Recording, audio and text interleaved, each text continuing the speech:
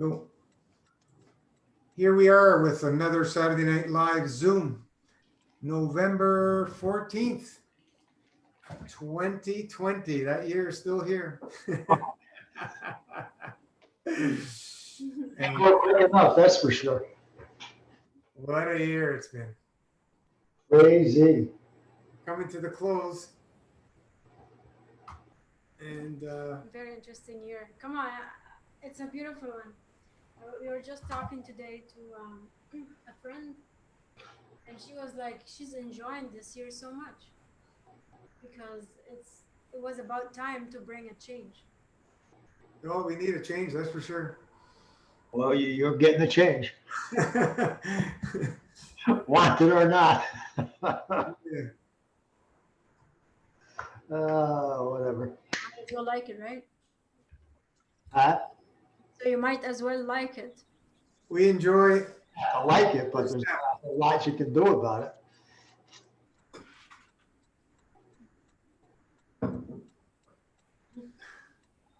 Is that Marco? No, it's another friend of mine hiding. No. Convicted felon. Mario, convicted felon. It's never too late for anybody. Right. As long as you make that choice to move in peace, balance, correct conduct, move in the way of doing the right thing, never too late. You know, this is what Never too late. Better late than never. exactly. Exactly. So we stay focused and You say in AA, you're only late for your first meeting. I love it. that's a good one.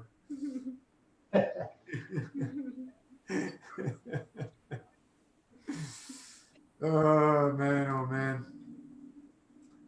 Yeah, what a wild ride. Everybody doing okay? Oh, yeah. Very good.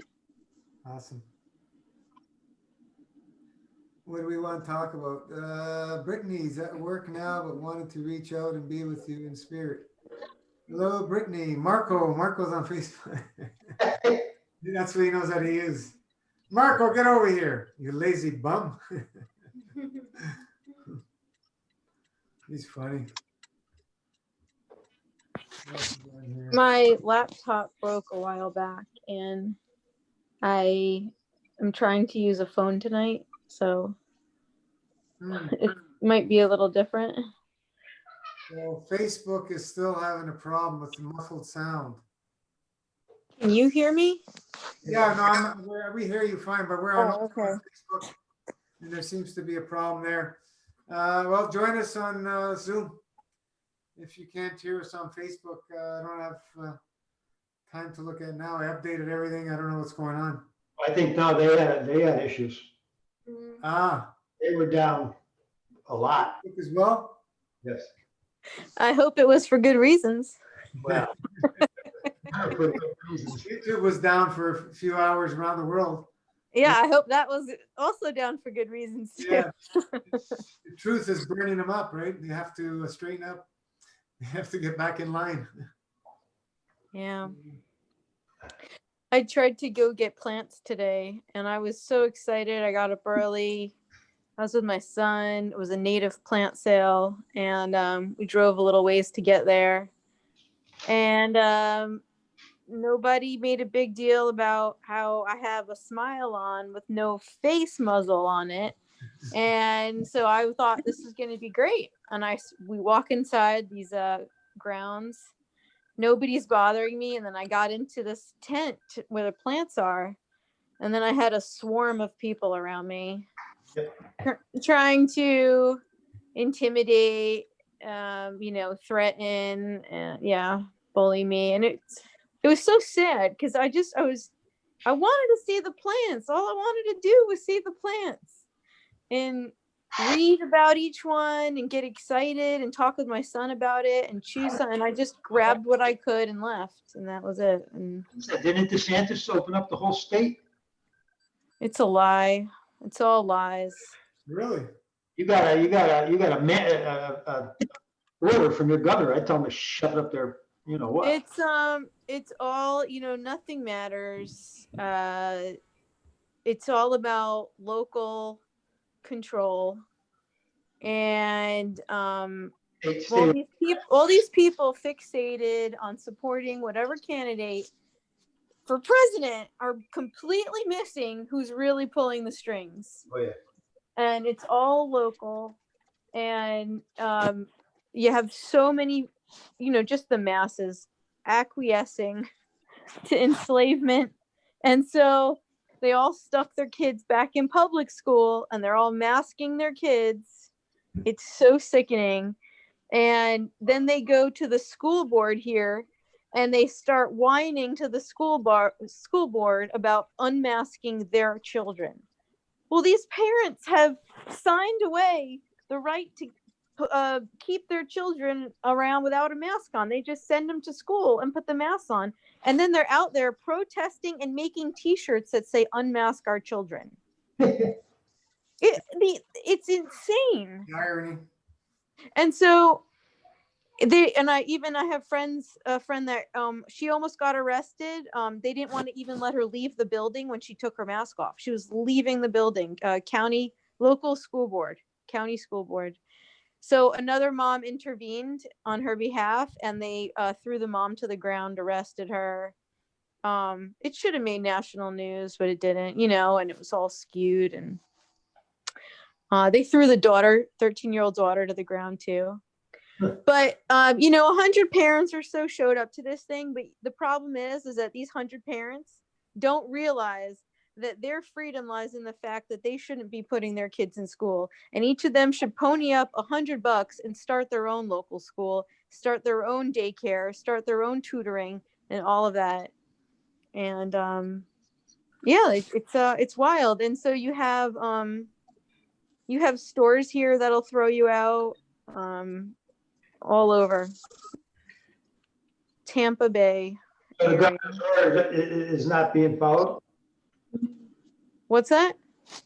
So the governor is being ignored then. Oh, completely. They don't care. Nobody cares because they all have a big giant TV telling them what to do and think. It's wild. It's wild. And you know what? These people, I mean, they're doing rallies here at still for the presidency. None of them should be caring about that. They should be caring that they can't move around freely without a face diaper. And it's nuts. And so I have a homeschool group right now, and there's a no mask policy. I run it. But I was really shaken from this morning, actually. It just made me really upset because, you could throw me at a Target or whatever kind of store, but if I just wanted to buy plants, and be with my kid. But it just fuels the fire to build community that believes similarly like I do, and just keep moving forward with good things and not put too much time into the other stuff. Unless people want to join me, people are welcome to join in. And I am, it's interesting. I got involved with a small group here, and nobody was wearing masks and everybody was outdoors. It was awesome. And it ended up being a good idea for me to start my own group. And so I did. And it's been phenomenal. I had some people come over from the other group, and I just didn't worry about getting new people. I've just been word of mouth mostly. And that sort of word of mouth on Facebook even. And I've got over 70 people. I run 3 events every week at a minimum. And 2 of those days are with planned activities. So I've been planning activities, and it's been cool. Yeah, it's been really cool. The weather here is amazing too. So you could spend tons of time outdoors. And I'm manifesting getting a hold of a commercial space to set up a learning studio for not only my group, but eventually other kids maybe to come in too, and have tools, supplies, a learning area too, with tables and chairs and sewing, woodworking, all the cool fun stuff. And yeah, so I'm looking. I'm gonna figure out how to do it. I know I will. That's awesome. And yeah. All the lost arts. So there's a lot of commercial space that's open because all the businesses that have closed up. Yeah. It's really sad here. You can see it now. It's because now the signs have come down. And I used to, just hate seeing all these restaurants, just restaurant after restaurant. Now I feel sad because now it's nothing. That's a lot of people employed there in that industry. Yeah. Down there, oh, what? I'm in the touristy area, a bit of a touristy area, but there's just a ton of people. But yeah, it's so politically driven, and I remember going down there in 2008 when we had the crash back then. And I was just, it was shocking to see everything boarded up. yeah. Well, I mean, it may be, yeah, things may be bad, but property here goes like hotcakes. You can't even find anything. It's insane. Everybody's trying to get out of the north. As bad as, it is here, people still want out of, out of the Nazi states. I know how bad it is up here. Yeah. So, yeah, there's, but a lot of the stuff here is fixer-uppers.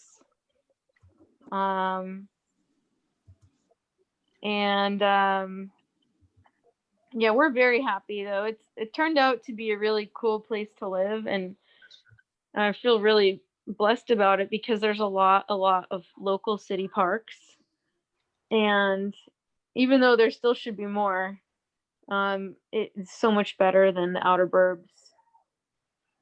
So, yeah, it's really good like that. Tampa, right? Tampa Bay. There's a lot of people.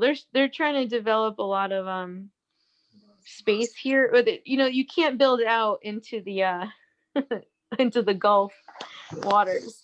So they're taking these little plots of land and they're trying to build up, and they're making the population density a little much. But there's still cool wildlife left, and we just fought against a local industrial development and we won against it, which is good. There's so many owls and water birds, seagulls, snakes, butterflies. It's so neat. And our property, when we got it, had some invasive trees, so we removed those, and the soil was shot.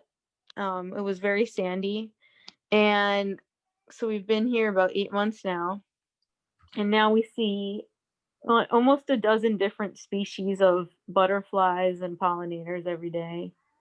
Good. It's so cool. Yeah. Got anything growing? Yeah. So I kept hearing how great the fall is for growing, and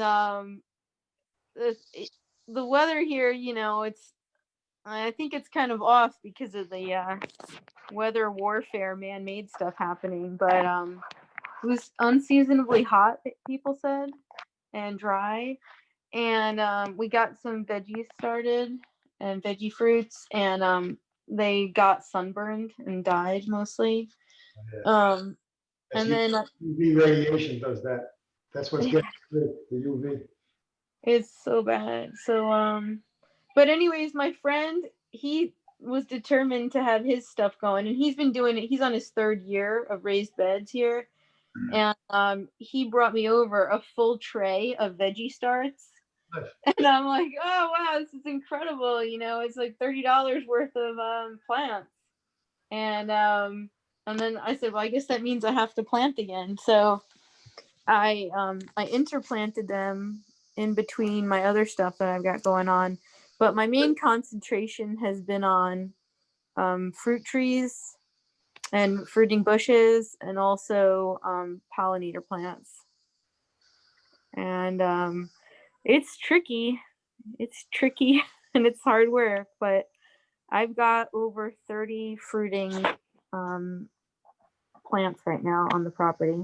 Good. And That I'm means- at I'm at under 1/8 of an acre. You don't need a lot of room to grow a lot. No, and I got more room still. I've got about 6 different species of bananas. Good. And mangoes. I've got only 1 mango doing well, but I've got I think two others right now. And I planted a lot of guanabana, Who? soursop. Oh, okay. Yeah. That's awesome. Awesome. Yeah. So yeah, and it's neat too, because I have some growing from seed. I had gotten one a few months back, and from a fruit distributor, and I had the seeds, and seeds are just so awesome, and I threw them in a pot and nothing happened. So I said, oh darn it. So I stuck some cuttings over it, and then the seeds came up all of a sudden. So I got about 50 guanabanas growing in a pot, but I'm weeding them out, and I'm trying to sell some of them. And we have a lot of caterpillars too that became it was monarch caterpillars that became butterflies here too. And it's so special to watch that process. Not many of them. This is It's incredible. And we actually were able to witness, because we had a consistent amount of caterpillars coming through. We even got an enclosure, and we were trying to raise them up so that no predators would eat them. But there were so many. We had dozens of caterpillars at one time. So the migration came through here, and you could see the migration. You could see the monarchs doing their mating dance in my front yard. It was amazing. And they ate and they ate and they ate, and I spent $100 in a month. No, not even a month, just getting them more food. They just eat so fast, and it's so cool to see their chrysalises. They even have gold flecks on them. It's like it's almost like it's like a code, almost an imprint around the chrysalis. And yeah, it's really neat. And then you, if you can watch them every day, you see it get darker and darker towards the end, and you can see the wings forming inside and the lines. And then if you catch it right before it opens, you see the entire butterfly curled up in there. Really? That must be neat. Oh yeah. And the kids love it. The kids just, it's so cool that every morning we come outside, count caterpillars or see if they flew off. And it is sad too, because there were a lot that were diseased or I don't know, damaged in some way, birth defects, probably for environmental reasons. So we had to put some down. And then I put in a tree called the Bahama cassia, and it's supposed to be good for the orange-barred sulfur butterfly. And lo and behold, some butterfly came and laid their eggs there, and we had all those caterpillars, and we lost track of them. And one day I came out to water, and said, "Why are there yellow leaves on that green bush over there?" It was the butterflies. They were there. They just come out of their chrysalises, and they were drying off. You said you're fasting now, Lisa? Well, day 2. You sound nice and bubbly. That's a good sign. Yeah. So doing all this gardening, my hands are in the dirt all the time, Awesome. Nice. and the mulch. And I think something got into my nail. That's my guess. I started to see, I don't know, maybe I had some fungus in my nail already. I don't know. But my thumbnail and my right side. And so it started with, I thought it was a cut. And then that didn't heal up, and it just got redder and redder and more inflamed on the cuticle area. And I tried just about everything. And I would think it would be going away, and then it would get worse, and the pain spread over the top of my nail into the bed of my thumb, and my nail started to turn purple too. And It's awesome, isn't it? that's hurt, and I've gotten pretty concerned with it. But it's looking a little better right now. So anyways, I'm that's why I'm fasting. I mean, it's part of why I'm fasting again, but I right before, I've been dealing with a lot for a year. But a lot in the past year. The first 6 months, which were really hard, and then I don't know, things are just, there's just chaos always, right? But I was recently got into drinking juice throughout the day. And then I would have one meal of fruit at the end. And it was quite satisfying. So it seemed to be calming for me. Because I've been dealing with a lot of binge eating issues. It's, I meant it was awesome. It's awesome how the body continuously gives us signals when we are not moving in the direction of balance. Yep. And then when we move in the direction of balance, the signals are what? Completely opposite. They're bliss, joy, more. It's default programming in all of us to move into balance. But we are so stubborn that we want to feel these physical pains and punish ourselves. We all do it. We're all guilty of that.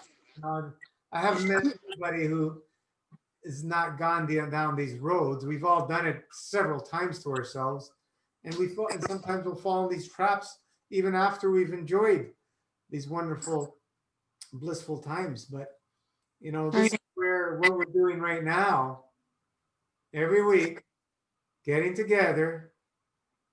If Steve can tell you the importance of this, you guys know Steve's story. Yeah. The group sessions are powerful. And what happens, Steve, when the people never showed up anymore?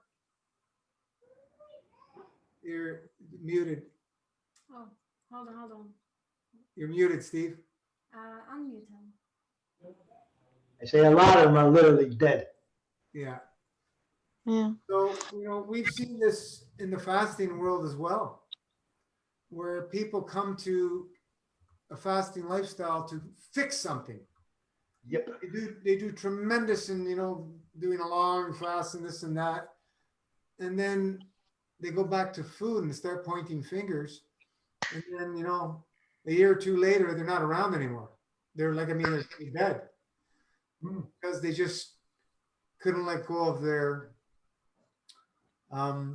belief system and programming that they are responsible for their health and nobody else. And they need to make changes that are going to be for a lifetime setting, have that commitment and trust in their soul, an ongoing basis. Because what fasting will open up to you, especially master fasting, is all the mirrors of truth are going to come to your face very, very powerfully. And a lot of people aren't ready for that. We've seen this. They're just not ready. So, if you do not have people around you who've been through this and can speak about this, hello, John, and can speak about this on a regular basis, so you can be to somewhat degree prepared, you're going to go off the wagon because you're going to be with the regular people you hang around with all the time, who you've been hanging around with your whole life, and who are not in support of this type of lifestyle and have only criticism to say about something they know little or nothing about. So support system is crucial, for especially in today's world where you can't even get together anymore. They're denying us to get together and touching and hugging each other. But they can do it. Yeah. Pelosi got caught again. Pelosi got caught. Freaking Newsom out in California got caught. They're above the law in their eyes, right? The laws are for thee, not for me. Right. They created the laws for us, not for them. Correct. So, Yeah, I know the importance all too well of being together with supportive folks, and it's super hard for me at this time on this day of the week because this is family time for my family, and so it's tough. And right now, I had to make special. I am happy to make the special time tonight to not be with them right now, but and that's also my other problem too, is that or my challenge, that I take care of the food for the family and I take care of the meals, and yeah, so many of us have to do these kind of things, right? yeah. And when it's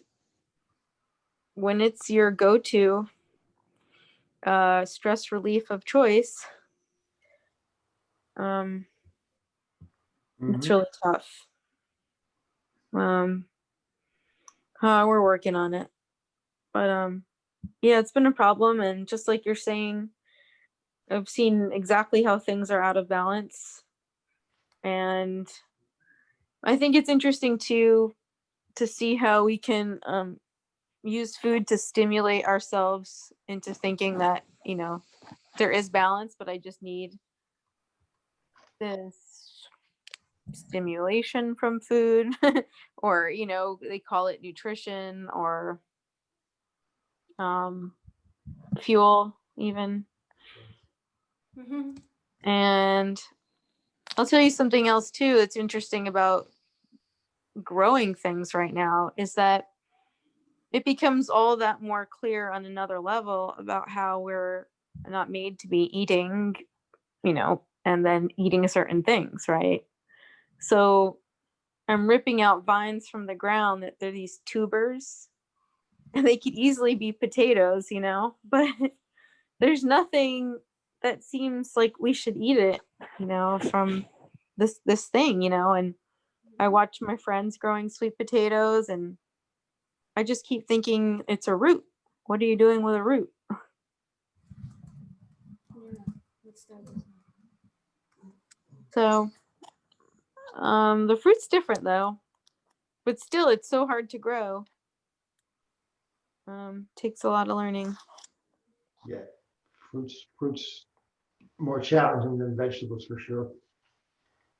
The main thing is if you can't have good ripe fruit, when you're in an area that has ripe fruit, there's a big difference. Big difference. I go on the tropical islands, you don't want to look at anything else. The fruit's amazing. Yeah. Well, it all looks good though, doesn't it? Looks good in the store, but it's shit. What's you saying, John? California, brah. Yeah. California, the fruit right now is just off the hook. Yeah. Can imagine. And my friend, I'm going to send you guys a photo on the chat. My friend sells dates. I think I told you about him. Love And it. I have dates on the vine. Oh, Awesome. They were just harvested in Coachella Valley, and these are honey daglets. oh, Mm. So they are just off the hook. So I was going to do another master fast today, and I went down to the farmer's market and I thought, you know what, I'm just going to eat dates all day.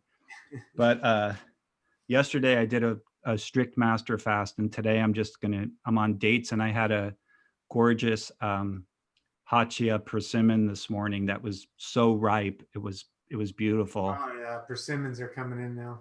And the Hachia, the ones that are soft, they're just gorgeous. Yeah, those are the best ones. Oh, I love them. And people don't like them because they eat them too soon. Exactly. You can't eat those unless they're ripe. Yeah, they because the skin's too firm, and it just tastes like astringent. It's like Very chalk. strong, astringent. How are you guys doing? What What am I saying? were you asking? Yeah, we're doing good. We're doing Oh, I'm asking everybody. Steve looks really good. He looks like a little boy. Your forehead, Steve, it's so clear. Like you don't have any wrinkles on your forehead. It's very much like a Buddhist, like crazy. a Buddhist forehead. Big transformation, eh? Yeah, he looks great. Yeah. Yeah, we're doing great. Living it and loving it. Yep.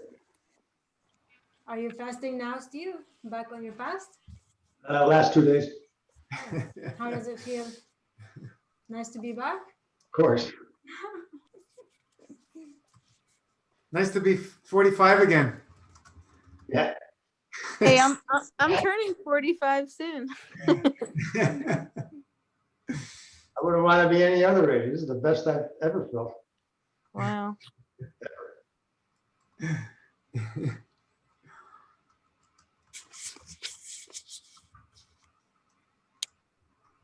Anybody else enjoying some nice fruit? My distributor here that I found hasn't had much recently. But the Atulfo mangoes are back in season from Ecuador. So those have been nice. But I got a little spoiled over the summer because there was local jackfruit and mamey, sapote. And I tasted I think it was called a rose apple too. Mm. That's tropical, right? Yeah, wax apple, I think it was. And it was so funny. I was talking with somebody about what my distributor told me, how he told me he eats it. He said, "Oh yeah, we like to put salt and pepper on it." He's from Cambodia. And it's weird because then he told me something else he likes to eat that's not ripe, and he puts salt and pepper on it. And so he makes it all savory and salty instead of letting the fruit ripen. Is that my Facebook? So even though, so a lot of people who deal fruit don't even know how to let it ripen. Oh. It's weird. Oh, but there's been tons of dragon fruit too. Dragon fruits, yeah. Yeah. Up here, Yellow, pink. prices have gone like, I don't know, like $6 a pound. Yeah. Everything is skyrocketing. Everything. Dragon fruit. Yeah, even the juice. The juice Yeah. are more expensive now. Yeah. I still got a stash. I'm good for a long time. Yeah, I know. Awesome. Good for you. Yeah. Right. And I've bought a lot of silver and a lot of juice. Oh, you're buying silver? I did. I don't have any money left for more, but that's it. Yeah, silver. I invest a little bit in silver, and it's It's really fun, isn't it? Yeah, it's better than some other investments I've made. So Hey, how do I upload a picture into the chat? Or can I just screen share it for half a second? I guess I haven't really used any of the options, but there's ways to do all kinds of things on here. Um, Let me see. hey Gino, if you let me screen share, I'll just have it up for like 5 or 10 seconds to Yeah, I'm show you learning this. how to do that. Yeah, I think I can do that Go ahead. as long as you accept it. sure. Yeah, go ahead. Do you It says host disabled screen sharing. Okay, so how do I do this? Go there. Go there. Advanced settings. Only host all participants. There you go. So you just like turn it off. oh yeah, Gino, Right from now? my end, yeah. Can you see my screen? Not yet. Oh yeah. It's open now. Gina, you opened it. Okay. Oh, okay, here. Can you see it? Not yet. No, do the first one. Do it only one.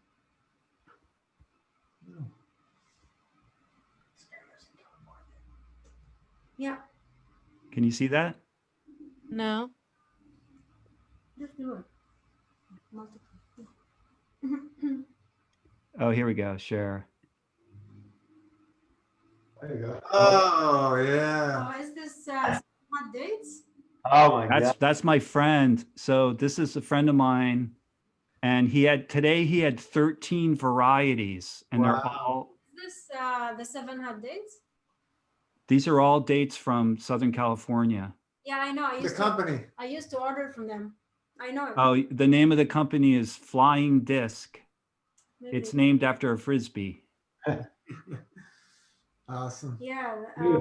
Yeah. And this is my friend Daryl, and yeah, he had 13 varieties, and he had prickly pears. We were talking about prickly pears a while ago. He had prickly pears, and he's selling pawpaw. You know what that is? I know. Alright. I haven't had it, but yeah. It's like it's native to Tennessee and like Georgia. Is it a papaya? It grows here in Ontario. Really? Yeah, it's like the North American banana. Yeah, it's like a banana like that tastes kind of like a papaya. I've heard it tastes also like a mango. Yeah, and he started buying them for $6 a pound, and he's selling them for $15 a pound, and he can't get enough of them. He's like flipping it. He's flipping them. What does it look like? They're amazing fruits. I've never seen one, but I just saw this guy like 40 minutes ago, and so he was telling me about some fruits that I'd never heard of, but I have heard of pawpaw, but I didn't know it was from from North America. I thought it was like from Brazil. I thought that was papaya, but I guess not. It's like, it looks like a banana, and it like, but the inside's different. I don't know. It's kind of crunchy or something. It's like got a little crunchy seed to it. Mm-hmm. Anyway, this guy's really interesting. He's got a degree in botany, and he's a farmer. He's just like a straight out farmer. Cool. So I'll quit the sharing. Yeah. Awesome.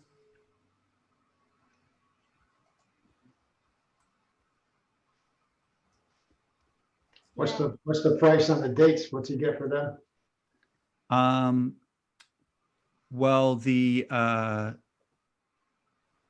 they're anywhere from like 750 to like 10 or maybe 11. Like if he has really gorgeous medjewels, he sells them for 11. You can't beat them. The medjewels.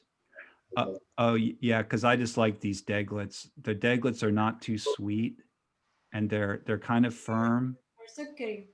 Yeah, huh? my favorite dates are sukkari. Sukkari from Saudi Sukari. Arabia. I think all these are from Saudi Arabia. The ones in California. The names are. They're not native to California, I Yeah, don't believe. the name. No, No, no, no. they're Arabic. Yeah, they grow really well here, and like, it's like a huge industry here. And then also in Arizona and New Mexico, Mm. they have these like really kind of famous They date weren't farms. farms. They weren't made. Food of the gods, right? Called waffles. Oh yeah. It's, California. I used to order from them. Yeah, but in Saudi Arabia, there are like 400 different kinds of dates. Yeah. Yeah. Really? I really wish I could share them with you. I have a pound and a half. Iraq had even more, and like the best, absolute best dates you can ever get. That's like the Saudis even know was Iraq. Not anymore. Yeah. I remember Saddam donated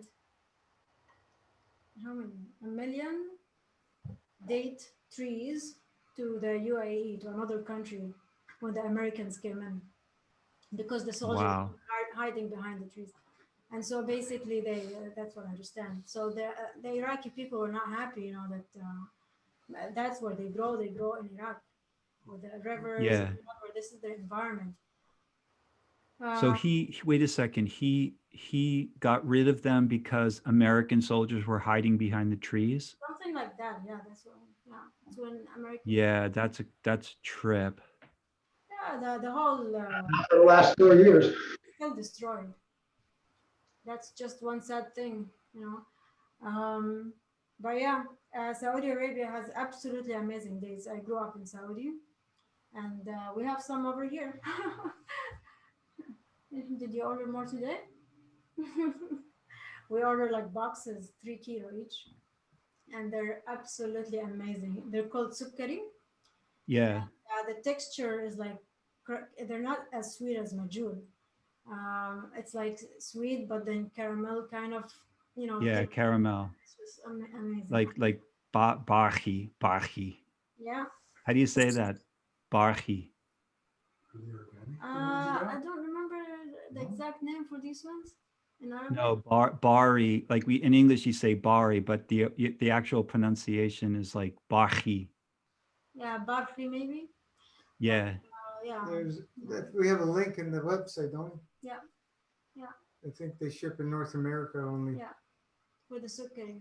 I think they're Well, worldwide. today I saw he's got these small ones and they're dairy dates, but they're no seeds, they're unpollinated dairies. Yeah, I'm gonna get some. So they're not my favorite because I like having the seed actually. I like having the integrity of the seed. Like it keeps Yeah, they sell seedless ones now. They seeded ones, so pitted. Yeah.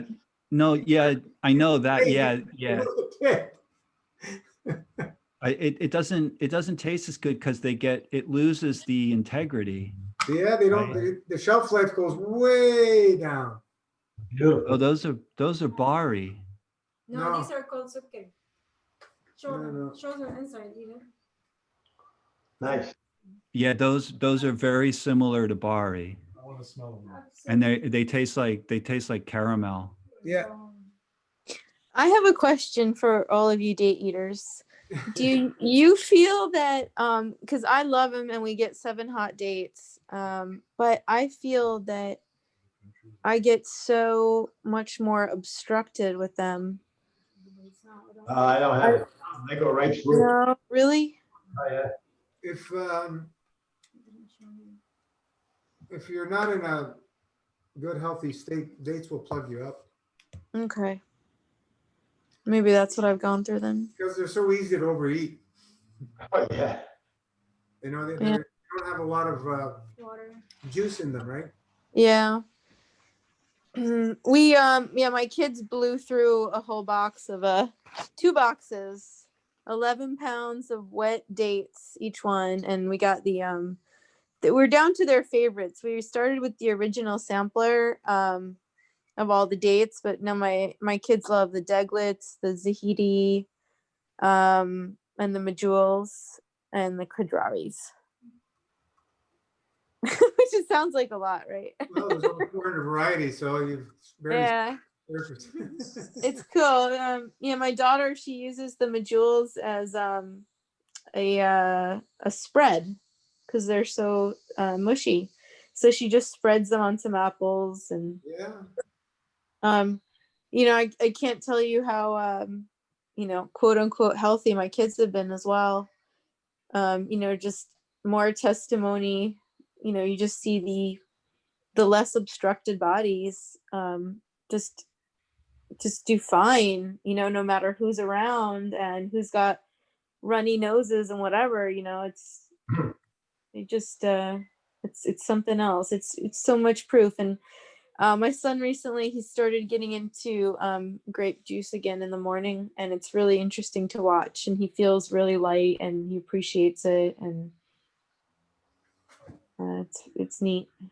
Yeah. See, it's not like the Majul. It's a little bit drier. They're very Yeah. Oh yeah. not much moisture. Yeah, but absolutely delicious. See, Oh, that's different. Yeah. They're chewy and sweet.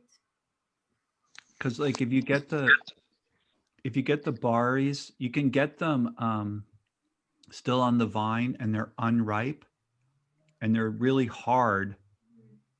And people eat them that way. They're yellow. And then once they ripen properly, Yeah. they turn like that. I'm So choking on the date sugar. These are originally yellow. You buy them unripe. I mean, they're ripe. You can still eat them, but these are dry, right? When you buy them fresh, not dry, they're yellow. Yeah. You can eat them like that. You can get them off the tree. Yeah. And the Majul are actually red when they're fresh. They're red. These ones. Oh, really? there's Yeah, because my buddy gets the unripe baris, and people buy them up like they're gone in 2 weeks. They're just gone. Yeah. But Yeah. what's weird is that in California, I don't know if this is true everywhere, but in California there are 2 date seasons. Oh, really? I thought there was only one. No, there are two harvests, and one is like right now, like Yes. mid to late October, Yeah. and then the one's like I think it's like in late March or April or like in the early spring. There's a second season. Yeah, it could be. There's I remember my children's grandparents' home. They have a lemon tree that fruits all year long. Continue. Not all lemons do that. There's certain varieties. That's really interesting. So they have lemons all year round. And those lemons, I was picking them, eating them, skin and all. It was just, you can't do that with the lemons here. It's crap. I can't explain the flavor. There's none of that. It's beautiful, wonderful lemon flavor. Awesome. It's really interesting witnessing our first seasons here in this home on this land, and we came in at the tail end of winter, and we did grow some veggie fruits in the spring, and started putting our trees in, and then we tried to do some raised bed stuff at the community garden, but this summer it's like everybody just closes up for the summer here. It's wild. They'll stick sweet potatoes in the ground just as ground cover, and they'll put some okra out and a couple other things, and that's it. And then you just wait out the heat, and then everybody just starts planting now, and it's really interesting to see that that ebb and flow with the planting. I'm trying to collect fruit trees that will fruit at different times of the year eventually. Yeah, that's awesome. I have something to share too. If I can try to share it if you're open to it. Yeah, It's a food forest. Would you like to see it? Sure. Is it okay to share it? Go ahead. Okay. Um, I'm gonna try to figure this out.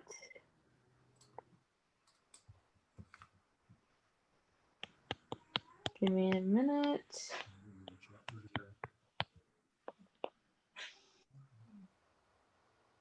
Okay. I don't know. If something comes up. Oh, okay. I think now it's loading. That's the full MFS day 6 today and started 72-hour dry. Awesome. Awesome. With the new moon, it's tonight, actually tomorrow morning, Tomorrow's a new moon, yeah. 12 a.m. So in a few hours, Set your it's gonna intentions. be the new moon, and it's the super new moon. See everybody maskless again with smiles. Okay. Is it sharing? Yeah, see a butterfly. Okay. This is the orange barred sulfur butterfly I told you about, and Mhm. you can see the chrysalis on the right. Yeah. And it has its proboscis, I think. It's still curled up in the center. That's how it eats. And then this is a food forest I found. I started bike riding and I couldn't help but see lots of papaya and bananas growing. And I met this guy and he was so kind. He's been living there 37 years and he grew his whole front yard, which is all of his yard, into fruiting and veggie plants, and it was incredible. So we got a tour. There's some rosemary. This is he got bananas. He's got great soil. I think he has grapes growing there too. Oh yeah, he definitely has grapes. He gave me some bananas. So beautiful. And here you could see he was giving us papayas from his tree, and he convinced the neighbors to let them plant to let him plant over the fence there too. So it's really cool. We understand a lot now about the soil. Oh, and he's got those big leaves on the ground. Those are turmeric. So he grows lots of turmeric also. Amazing. Yeah. Fruit Oh, feeds So way more people than any other food. Per acre. these are sugar apples that he had brought back from Costa Rica, and he planted the seeds. And yeah, he's growing carrots in between these. And so that's kind of how we're doing it too. We're not quite as sophisticated as him yet, but Is that all wood chips on the ground? yeah, oh, it's incredible. He's got a whole compost thing going on there. He's got a couple different compost zones, and then he's got leaves and bags always at the ready, and he has horse manure there, which I'm guessing he knows it's organic grass, because otherwise his plants would die if it's not organic. So he's got all this stuff and he's always mixing it and preparing it. And he also showed us how he has mulch brought into his driveway, covers his whole driveway in it, and then it gets watered with the irrigation he has there, and he drives up and down it. And so within 6 months, it becomes the most beautiful soil, and he just keeps it over with wheelbarrows into his yard, just like that. So with the compost, it's really neat. Yeah, and so this is my son preparing the green papayas. And Is that Hawaii? what's that? Are you in Hawaii? No, Tampa Bay area, Florida. Oh, wow. Yeah, and this is what we make out of it now. So this is green papaya chili. So how do you make this? Oh my gosh, it's so easy and it's so awesome. So we just take strained tomatoes that are in a jar, and you can either use fresh tomatoes and cook them, or you could use canned tomatoes and blend those. Pour it into a pot. Add lots of paprika. Smoked paprika is nice. Cumin. And if you don't have smoked paprika, you can also put a little bit of blackstrap molasses in for that smoky flavor. And I think, oh, and a little maple syrup I put in too. And that's it. And then you just cook it, and it's so simple, and there's no salt. So, so the It papaya, tastes, you cook yeah. it with tomato sauce? Yeah, you just cook it in the, yeah, it's just the tomato sauce. You could add in a little water too if you want. And it's it tastes good with cilantro on it. Yeah, you can sprinkle cilantro on top. The green papaya is unripe, right? Uh-huh. And it's, Cook the papaya as well with it? what's that? Is it all cooked together? Oh yeah, the green Yeah. papaya. That's it. It cooks in the tomato sauce. Okay. Yeah, I mean, you're literally just, you take these, the seeds are immature inside, and it has to be green. You can't use anything that's orangey inside. Right. But it's phenomenal. It's like, it's kind of like when you substitute squashes instead of potatoes. Mm-hmm. So you're getting a juicier, less heavy bite in your mouth. And yeah, it's become a real hit. So very cool find. The fruits are much easier on our system than anything else, even the botanical fruits, which there are many. Yeah. Yeah. And my kids find this very enjoyable on that raw till 4 kind of diet when we're doing that. We bounce in and out of raw and cooked states. Peppers, cucumbers. If I'm not sure if you could zoom in on this one, but if you can, it's that's the monarch butterfly inside there. Mm-hmm. You can see the wing. Yeah. And it's so interesting how that chrysalis just turns so paper thin, so light, and then they're able to emerge. And I've had some of these chrysalises fall down, and I've figured out ways to hang them back up, including using hot glue at the tip to create a way to hang it. How long does it take it to convert from caterpillar to a butterfly? I want to say this one is around 10 days. That's And yeah. And here's a really interesting thing is that I'm on the phone. That the caterpillars grow really fast, all the eating they're doing, and their skin doesn't grow with them. So they actually have to molt, and they have another skin underneath. And the final time they molt, the chrysalis is underneath. So it'd be really neat to see on video. I haven't seen that in person yet. So for 10 days, they're dry fasting. Oh my gosh, yeah. Oh my gosh, it's That crazy. says a lot. Yeah, yeah. And then this is neat. I just wanted to show you this too. This is a Mexican sunflower, and there's a green insect on it. I was calling it a bee, but my son said it's not a bee. So, an up close of that right there. And that's it. A little tour. Oops. Let's see. Stop share. Okay. Awesome. Nice. Thank you. The answers are always in plain sight. How can anybody say there's no God? Exactly. How can anybody say there's no God? There's definitely a God. You know, Hey, Lisa. Yeah.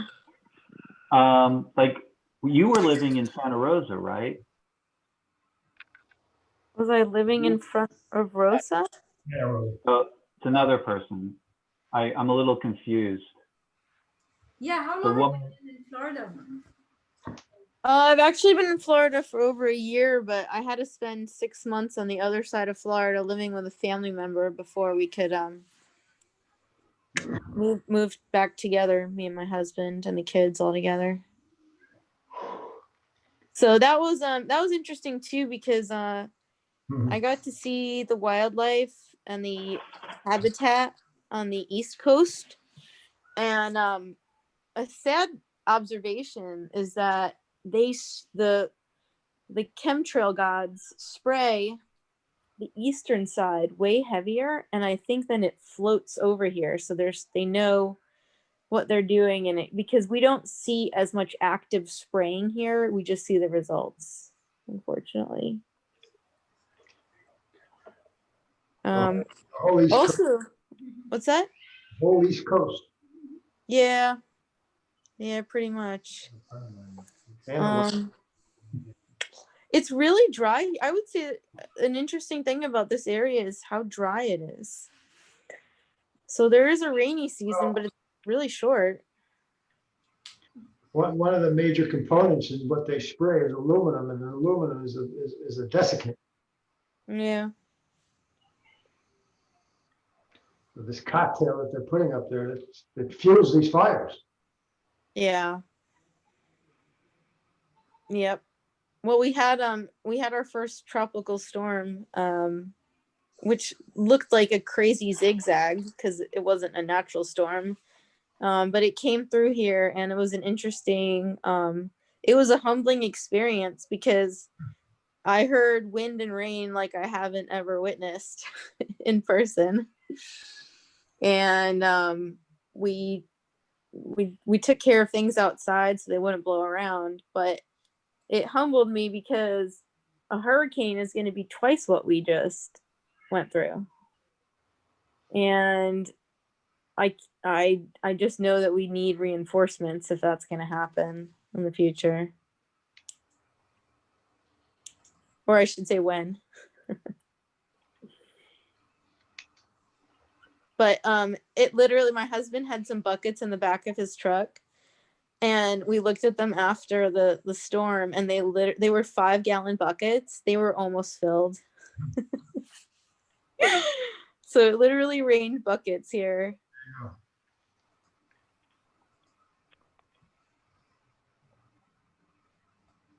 Do you live anywhere near Clearwater? Mm-hmm. What? It's a nice. You, Yeah, I don't like to talk exactly about where I live, but no, I mean, I'm just looking at a map, and I have a friend who lives in Clearwater. yeah, Tampa Bay area. It's huge. It's like the bay there is like huge. Yeah. There's so many cool things here. I do feel really blessed to have green space to walk around in here.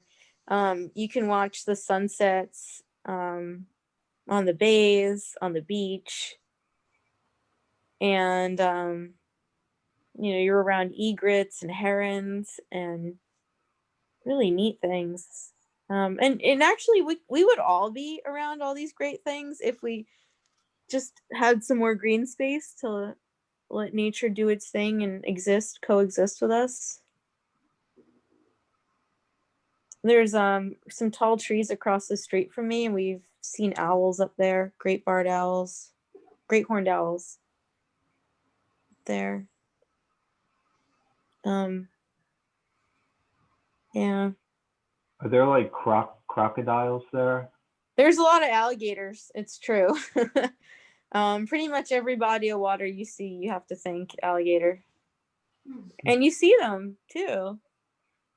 There's a lot of turtles, and some of them are really cute. They look like they have a kind of a long snorkel nose, the Florida softshell turtles. And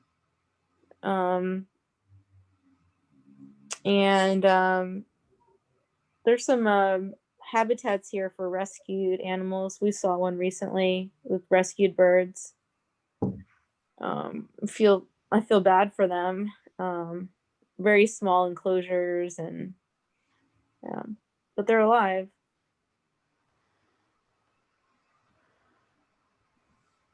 It's really neat too. We've got a lot of pamphlets to identify all these things. And so, you know, we've tapped into that spirit, that energy of wanting to know and be one with these things. And it's a really nice way to live.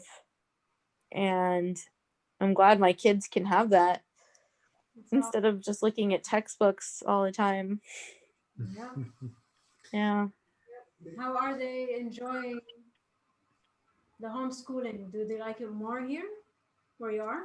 I would say so, especially now that we've got a group going. And I told them just to hang in there. When we moved here, we didn't know anyone, and I didn't know how to. I didn't jump on Facebook to look for people. That's not my natural instinct. And so we didn't know anybody here for a long time. And but slowly, I found some resources and got to know a few people, and I've just asked them to hang in there, and now things have taken off. And you know, maybe it's all things at the right time too. I'm able to focus energy on this group that I created, have these events. It seems pretty clear in my head about putting it together. And so we're doing events like embroidery. Tomorrow, Monday, we're doing a camping experience in the woods for the kids. And yeah, I've got lots of cool things. My son and I have been taking a sewing class too, and it's been amazing. So we get to make things together with a teacher who helps us along. And I think it's been 3 months now doing it, and he's working on a cloak. I've made several pieces of clothing now, and it's so cool to be learning. It's so fun. And I read about a couple of years ago, I decided to read I just kind of stopped doing formal school kind of stuff. Not that we did that much formal lessons. And I just started reading about parenting again and learning for your kid, for yourself. And this one book talked about, it was called Radical Unschooling, and it talked about the importance of learning alongside your kids. And it's 100% right on. It's amazing. And yeah, so and my daughter joined in today too. So everybody's been making things. My little one is 4, and she still is a lot, but she's grown up a little bit, but she's always jumping off the couch or something else. It's awesome. Yeah. So and it's really nice to share the outdoors with them so much. I have a neighbor friend here, and she said, "Oh, I see there's kids down the block down at the other end. They're all playing. You know, have you met them over there?" I said, "I did." I said, "But there's something about the kids that do standard public school days, you know, and when I don't know, it's like there's some different energy, and so then they don't know what to do with our energy." Correct. Yeah, and the parents equally. I'm very friendly. I go up to people, and the parents equally do not want to be friends with me. You know, it's creepy, but I expect it. So Children need to be in nature. yeah. Yep. And right now mine can get outside and get sunshine and, you know, fresh air, and, you know, they create pathways through our little food forest in back, which is fun too. They take the pavers and they'll rearrange them into different paths. And there's genuine interest. They really want their own raised beds, actually.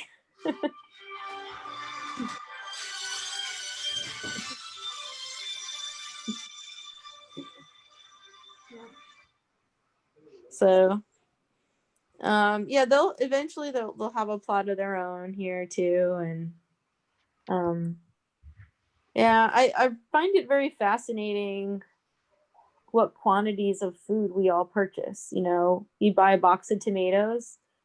I mean, I can't even I could probably have made one box of tomatoes from all my plants last spring. And yet we're so accustomed to, oh, let's get that ingredient from the store. Let's get that quantity from the store. And it has no relationship to anything coming out of the ground. That thinking, that type of thinking. For sure. Zero. Mhm. And it's something that I hope to work on in the future is not only for myself and appreciating that more, but for my kids too, to have that understanding. Yeah. Makes sense. I just bought 12 head of cabbage last week. About 8 pounds, just under 100 pounds. They charged me $2 a head, which comes out to about 25 cents a pound. Wow. So I like making sauerkraut. I made one batch already. I like to make some with a red cabbage too, mix it with the green. So my local grocery store has really crappy red cabbage that I won't buy, conventional cabbage, but they have organic, which I bought them last year. They're good. But that one head of cabbage costs $10. Yeah. I bought 5 head of cabbage, 40 pounds for $10. It's crazy. Nuts. I started making several 3 different recipes of fermented vegetables. I And did a lot this year. yeah, one of my Okra. Try getting some okra and fermenting that. It's freaking fantastic. some Fermented, okra. Okra. fermented okra? Yeah. Oh, that's a really good idea to do to that. Really good. because, yeah. Really good. I did a medley. I forgot what I put in there. Okra, carrot, peppers, onion, cauliflower. I got a 6-gallon crock of things that are fermenting. 6 gallon. Yeah, I got Brussels sprouts in there, okra, asparagus, peppers, daikon radish. I don't know. I just, whatever I thought about throwing in, I threw in. That's great. Oh, it's really good. In one jar? Yeah. And what's the brine? What brine do you use? It's salt. You have to. In the ferment, you have to use the salt. Salt and water. Just salt and water? Yeah, water, just salt water, yeah. But I cut the salt content back a little bit because everything tastes a lot saltier to me now that Yeah, and I'm clean. Yeah. mhm. You don't need quite the amount that they call for. One thing you can do to reduce the salt is to add vinegar. Yeah, but then it's not a My ferment. Persian friend told me that. That's a pickle. That's not a ferment. They're Yeah. two totally different processes. Either to ferment.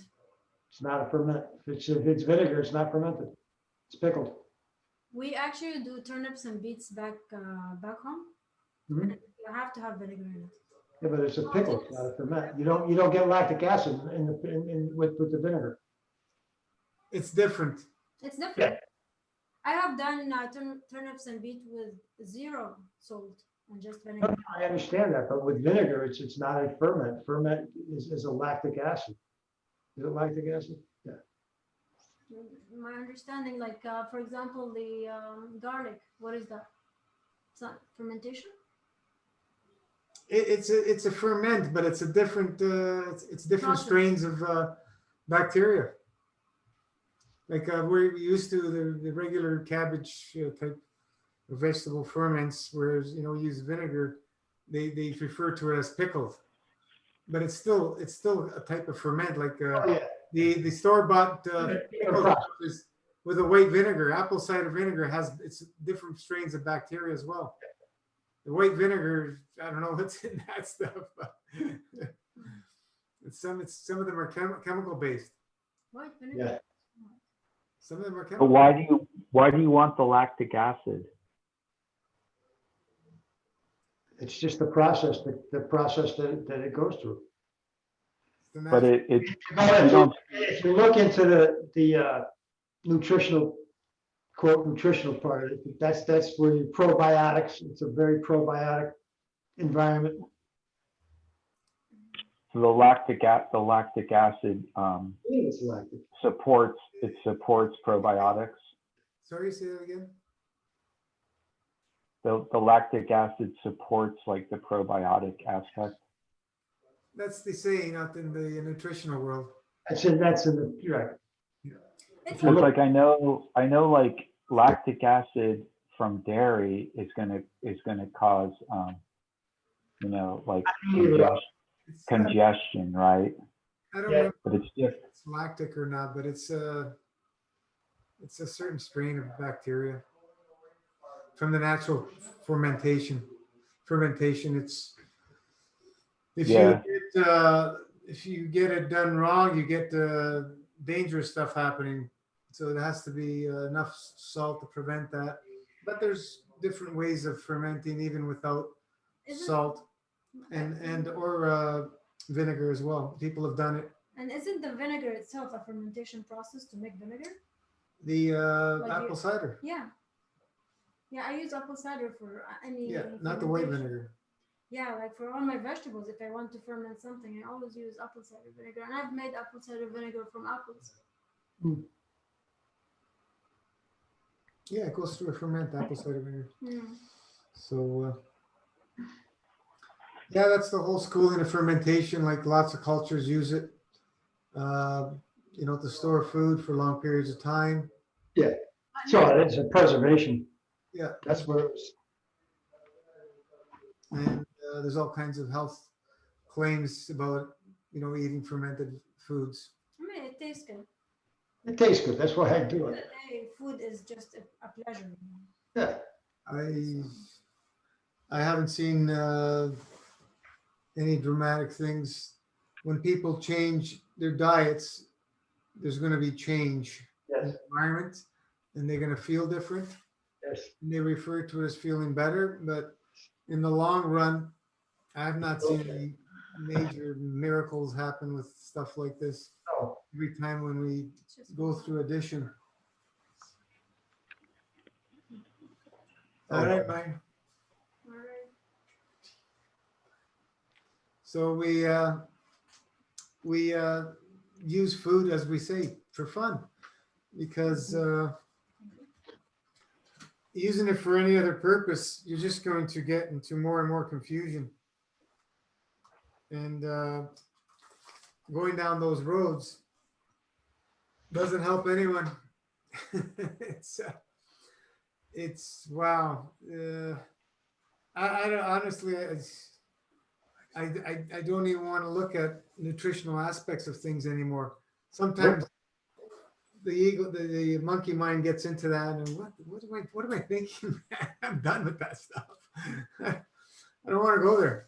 I just don't want to go Just there. enjoy food. I mean, I don't either. If I want to try something, I just try it. I Yeah. don't give a shit what it is. Yeah, like see, on the page, people are always referring back to the treatment-based nutrition and all that. Okay, yeah, well. it's okay. It's all right. It takes time. It's not something that you can talk people into. Never gonna happen. Well, It comes from Everybody thinks I'm being sustained with the grape juice. I'm like, it's dead. Don't you understand that? It's pasteurized. The better, the better. Yeah. So I just think they fortify juices when they pasteurize them because they kill it. the Yeah. confusing part. No quote nutritional value whatsoever once it's pasteurized. Yeah. The confusing part for me remains with kids and their growth or issues that they have, environmental or genetic issues. And I'm currently giving my kids every other day a green juice. Mhm. My daughter's hair, it's weird. It looks fuller every day that there's green juice. It's weird. It's like it bushes. She has curly hair. It bushes out that green juice day. And I've seen it enough to know that I'm not, I'm not thinking it. I'm really seeing it. So, yeah. If you get into mineral supplementation, proper mineral supplementation, you're going to see some dramatic changes in the physiology. You stop that The hair falls off. and everything goes back. So, Changing the environment. yeah, you can rely on bringing in your nutrition, or you can allow the body to create all the nutrition it needs. Those are the two avenues. Yeah. And to have trying to convince somebody your body can do that is not very simple. You people need to go through the experience to realize that's exactly what it can happen, and it does every time when you allow it to do it. We've seen it enough, so many thousands of times. I see it with white hairs when I get off the lifestyle for a bit. Mm-hmm. And I eat almost every day, and sometimes a little bit more obstructive than usual. My hair starts falling off, but also the white hairs. I have more white hair. Back on track, I don't see new white hairs coming back. No, Yeah, they have way less gray hair. yeah, yeah, unless hair falls, but it takes maybe a month, maybe 2 months for it to go away. It takes time for the changes, so you have to be patient and you have to be consistent to see the results for a long time. Yeah, if you look at Steve's videos way back a couple of years ago, you'll see changes. Yeah. But, there's many, many, many factors that create our physicality. Intent and emotion is the biggest player, and we can continuously feed ourselves with the right environments alone. People you hang out with, people you socialize, people you speak to, people you live with, et cetera, et cetera, et cetera. So, some people believe the grass is greener on the other side. Well, to some degree, you can put some truth to that, but it's not the physicality. The grass is greener. It's your state of maybe changing your environment of who you're hanging around with. Yes. And of course, nature's going to always help. Yes. But there's so many factors. If we start looking at everything through the fields, we get a different picture than looking at everything through the physical eyes.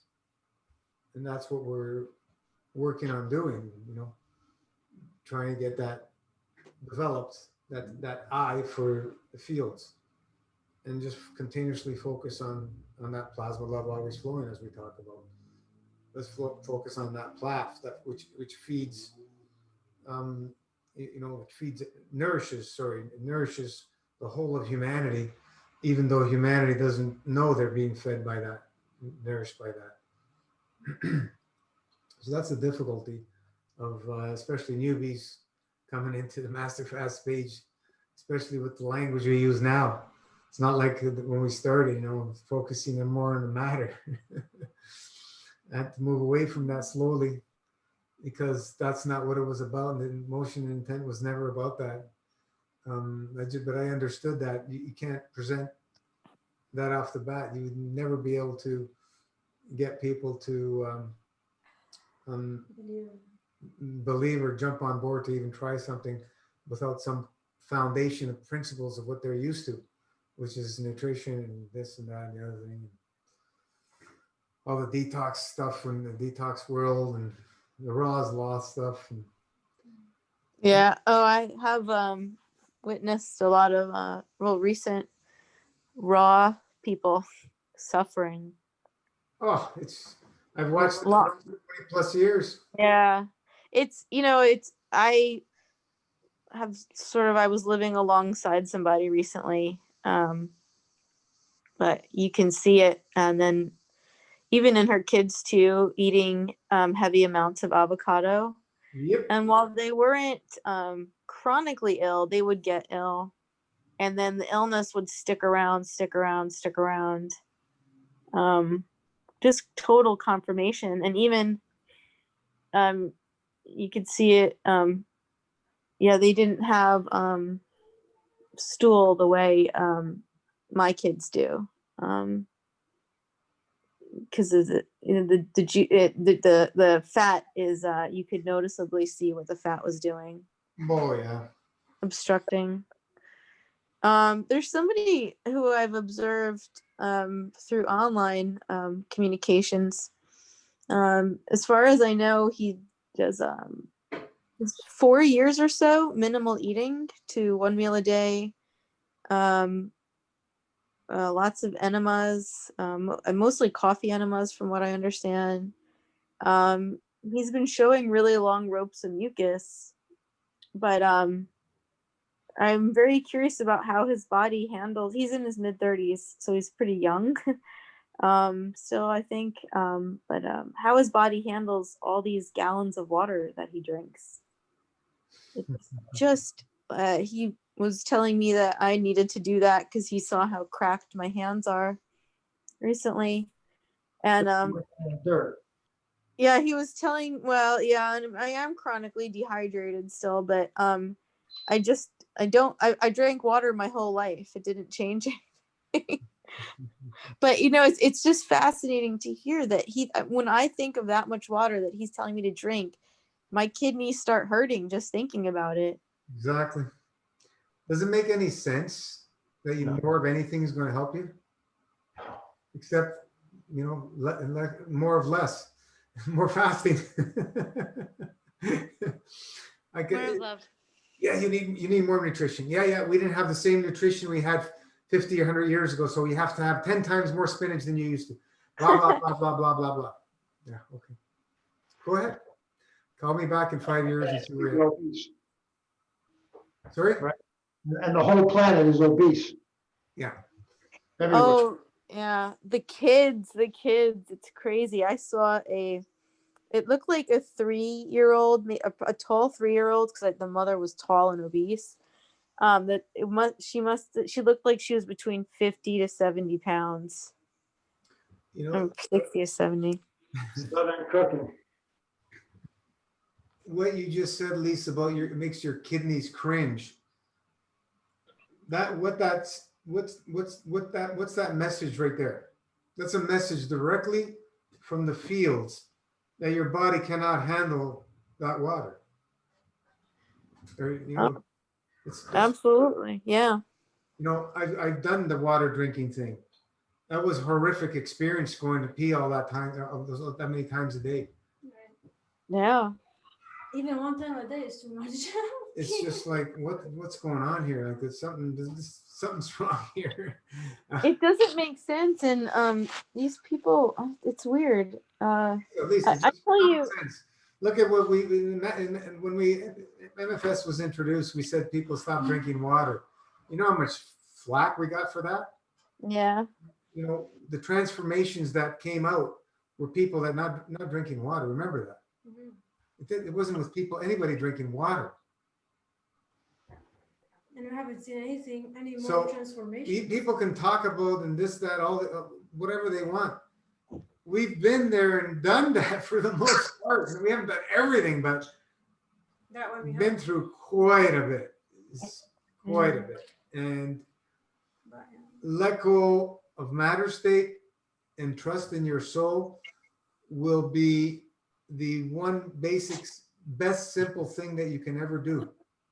Move away from believing in the material stuff and start focusing. Let's start focusing more and more on the fields, more and more of how the soul directs us continuously in peace, balance, and direct conduct. It can't do anything else. It's always has that program in it by default. We have to forcefully put ourselves in the opposite direction. We have to forcefully do it. Think about it. To move, to not be in peace, balance, correct conduct, to move in an imbalanced state, we have to forcefully do that every single day, over and over and over, day after day after day. And we've all been there, right? You know, and some talk not only about eating, but also about many different other things that we do, like maybe going to a job that you hate in an environment that is not supportive to your health, and so on and so forth.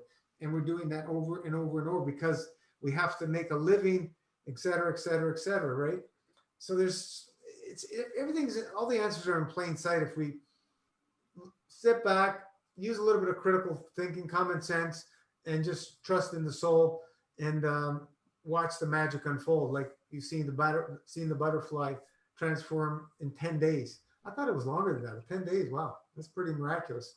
What can happen? And Yeah. Yeah. it's amazing. It's just truly amazing. So, what we're talking about with the water is all, I think, relates also back to water content. And so when you're over consuming, whatever that is, but over consuming, even the fruits, Mhm. I have felt the burden of that as well. Eat 30 bananas a day. Or, yeah, I mean, just eating too much watermelon, and Yeah. Yeah. and making too much juice. Yeah. Yeah. So, You know, the amount of juice that we recommend in Master Fast, it fits pretty much everybody, what we've seen. The 2 liters is a good point to get enough of a cleaning action and not put too much stress on the kidneys. yeah. 3 Yeah. liters would be the absolute max for even the biggest people. Because, Yeah, I should clarify, when I just said that, I was thinking of fresh juices. oh yeah, well, fresh juice, Yeah, you know, because I treat fresh juices very differently. I do my grape. yeah, the fresh juices, they're fine occasionally. I wouldn't recommend them daily myself. Yeah. Unless you're Green juices. going into a position of slowing down in a fasting state and you just want to slow down for whatever few days or week on green juices. Some people need to do that, but I wouldn't recommend Not the fruit drinking. juices, especially. Yeah, Not raw fruit juices. Well, so, in my lifestyle state and coping with my habitual weaknesses, I have found myself drinking juices instead of taking part in the eating process with my family. So it's in front of me at 8:30 in the morning, and then I want to join. I do join, and so my technique as of late has been to have juice instead, a fresh juice, right? And I have found it to be a lighter experience, and so I feel, I don't know, it's sort of it's emotional, right? It's totally emotional what I'm doing, and it gets me through that time of day, and then I eat, maybe one to 1.5 meals after that. So I don't know. I guess in a way, maybe I feel like it's a stepping stone right now for. well, Yeah. with what we understand now, right? Many of us have done raw juice fasts, right? And see the difference with the cooked juice and how it reflects in the body. And what you've explained, yes, it is harder on the body because when you put the fruit through a juicer, it changes its state and it's immediately starts breaking down and to be sent back to where it came from. But when you cook it, it changes the state in a completely different way, and is why it's so much easier on the body, because what are we're not using the physicality of the juice, we're using the fields of the juice, and that's the difference.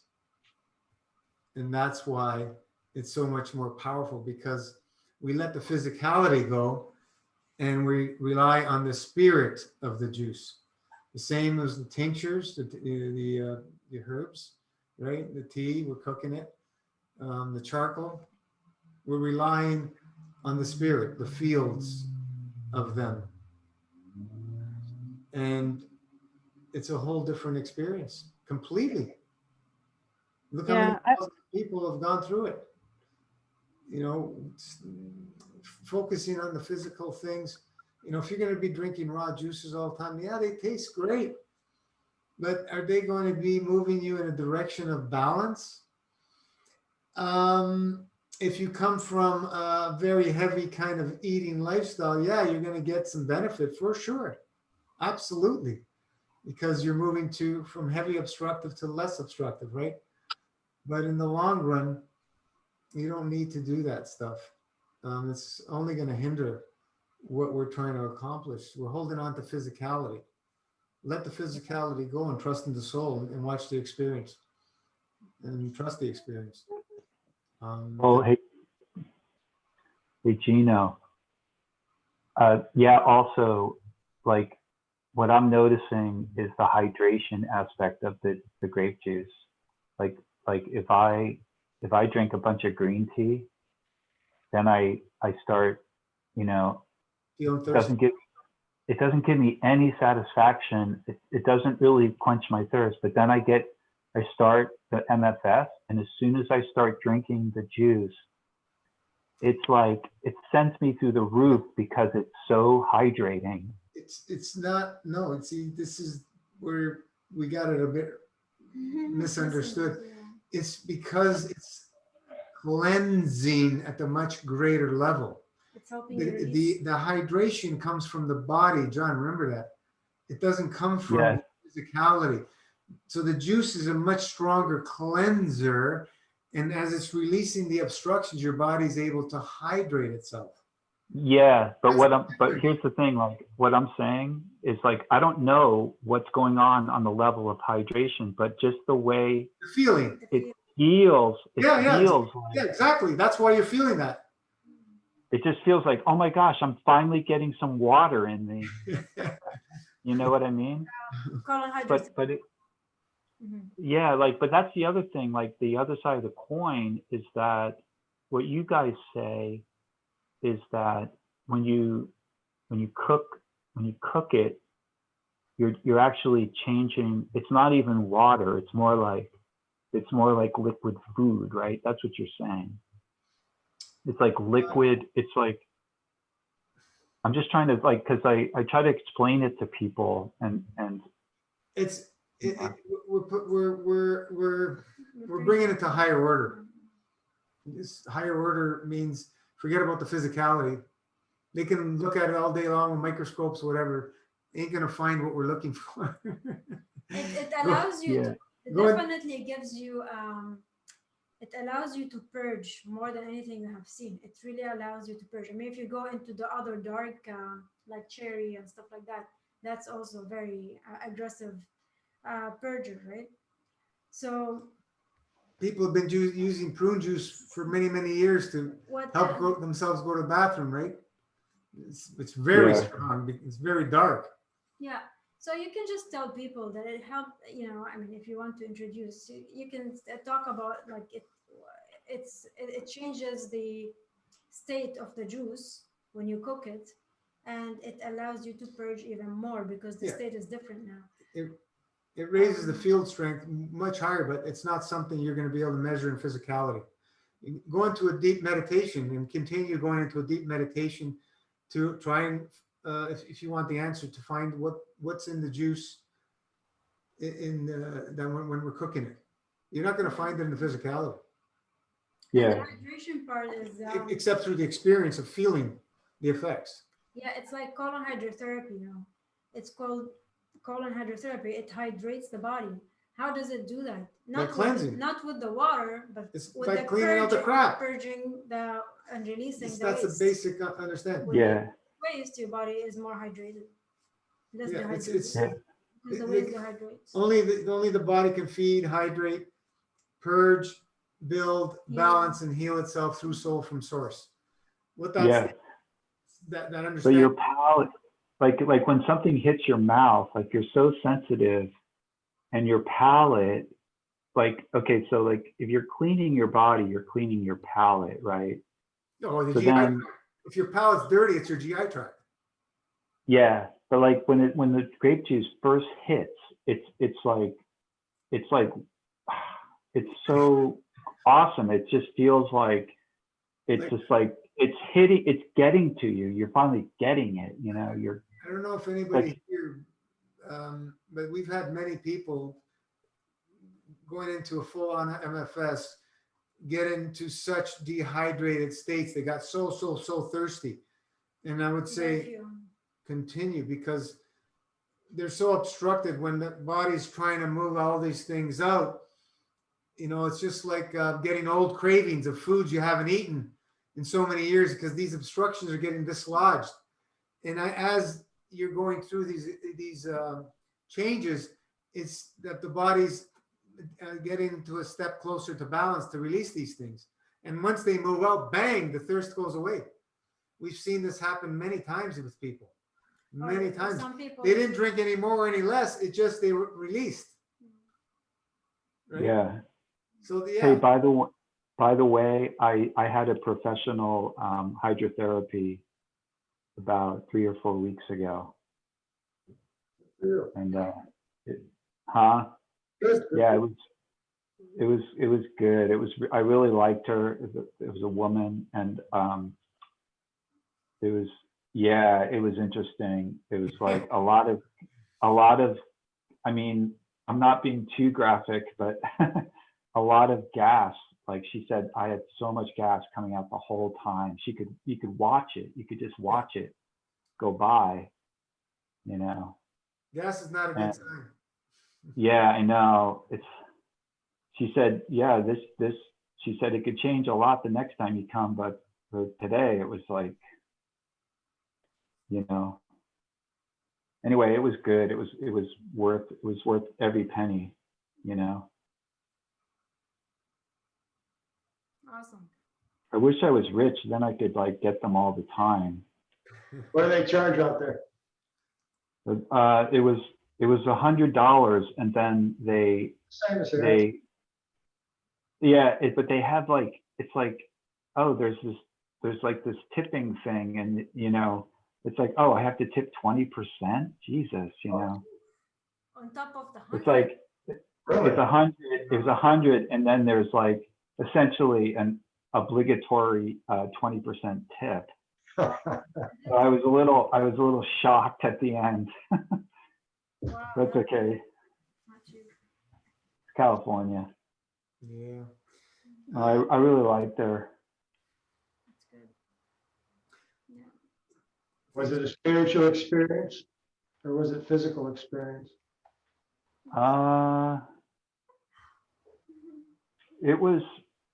It was a little bit uncomfortable, and she was doing a beautiful massage the whole time. She was doing a very effective, gentle massage, and it was a little bit comfortable, but we were just uncomfortable, but we were just chatting, and like, you know, we were talking about diet, and she said that her primary diet are salads. She eats primarily salad, and she was super cool. But no, it was more on the physical side. It was the first one I've had in like, 30 years. So. And what do you normally do? Animals? Yeah, I've been doing just the baking soda.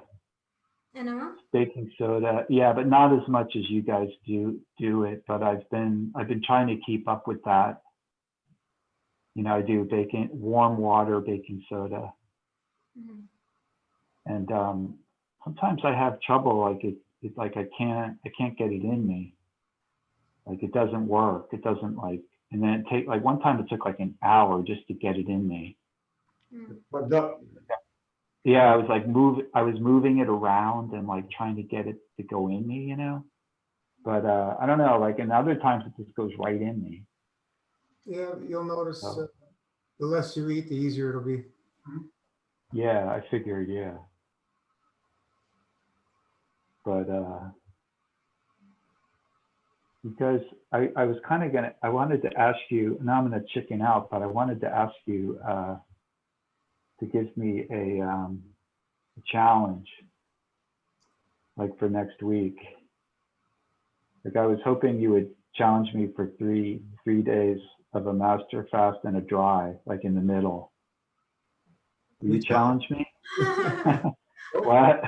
For 6 months, do that for 6 months. Challenge you. You challenge me, Tatiana? Three, do that. 6 months, You 3 days. 6? 3 Yeah, days. six- Because I've been like level 2 to 3 almost every week. I'm like hovering around 2 to 3. But So you have to do it consecutive days. You can't. I split. know that's the next. Yeah, I know. Like It works better consecutive. It's gotta be consecutive. Wet, dry, wet. I mean, absolutely, yeah. whatever works. But yeah. So you want to do 3? I want to do strict master fast, 40-hour dry, strict master fast. So like 36, 40, 36. That's like, if I could just get in the habit of doing that. Next week, you're gonna tell us that it was successful, right?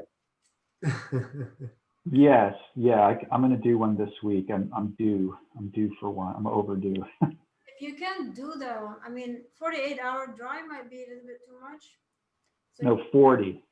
40 still. We recommend 24. Maybe do 24 just to take it easy on yourself, not to push too much. Do just 24 hours, and then every month if you can push it. Wet, dry, wet. That's the way it works the best. But see Yeah. how you feel. You have been practicing for some time. But that's what we recommend. We recommend 24 hours a week. Yeah, and yeah, I mean, it would be amazing to do it for 6 months. That's a really big challenge. Consistency is a big challenge, and patience. 1 week at a time. That's everybody's Yeah. challenge, John. That's everybody's challenge. So do it. Yeah, I'm having, You- I mean, I did like this year since COVID started, I think I'm over like 36-hour cycles, which means that it could be 60 hours, right? It could be 2 36-hour cycles in a row, like 2.5 days. But at all the cycles combined, I think I'm up to like 120 36-hour cycles this year. I think I'm over 120. So anyway, that's where I'm at. Good. But I appreciate it. Yeah, challenge me, and so I can come back and you did. Yeah. Yeah. Yeah. Follow us. If you can also on the page would be nice, because we're there every day. On the page, Oh, if you can maybe make a comment. A journey post. I have a poster as poster for level 3 as well. If you want to post under that, and just once in a while update us how you feel. If you want every day. but how do you get to that? I don't use Facebook very much. Huh? Under announcements. It's no. Under announcements? Put in there. Ah. Yeah, Facebook announcements in the group. Yeah. It's there. Oh, you go on? Okay. Yeah, if you go to the group and find announcements somewhere. It's usually on Okay. there. I don't know if you're. And it says level 3. You will find level 3 poster, and you can just post. Oh, okay. Level 1, 2, 3, 4, 5, 6, 7. Just make comments there. Random. And you- Okay, thanks. People like you, they will comment as well. probably. You know, Oh, coul you like you're interacting. Janice, hello, you got your hand up? Unmute. Okay, hello. I'm Hey, coming from my closet. awesome. Closet. Yeah, to get some peace for my grandson and my daughter. So I know it's kind of dark, but it's working. I just wanted to say hi and just maybe, update you a little bit on my feet and stuff. They're still kind of swollen, but they're doing a lot better.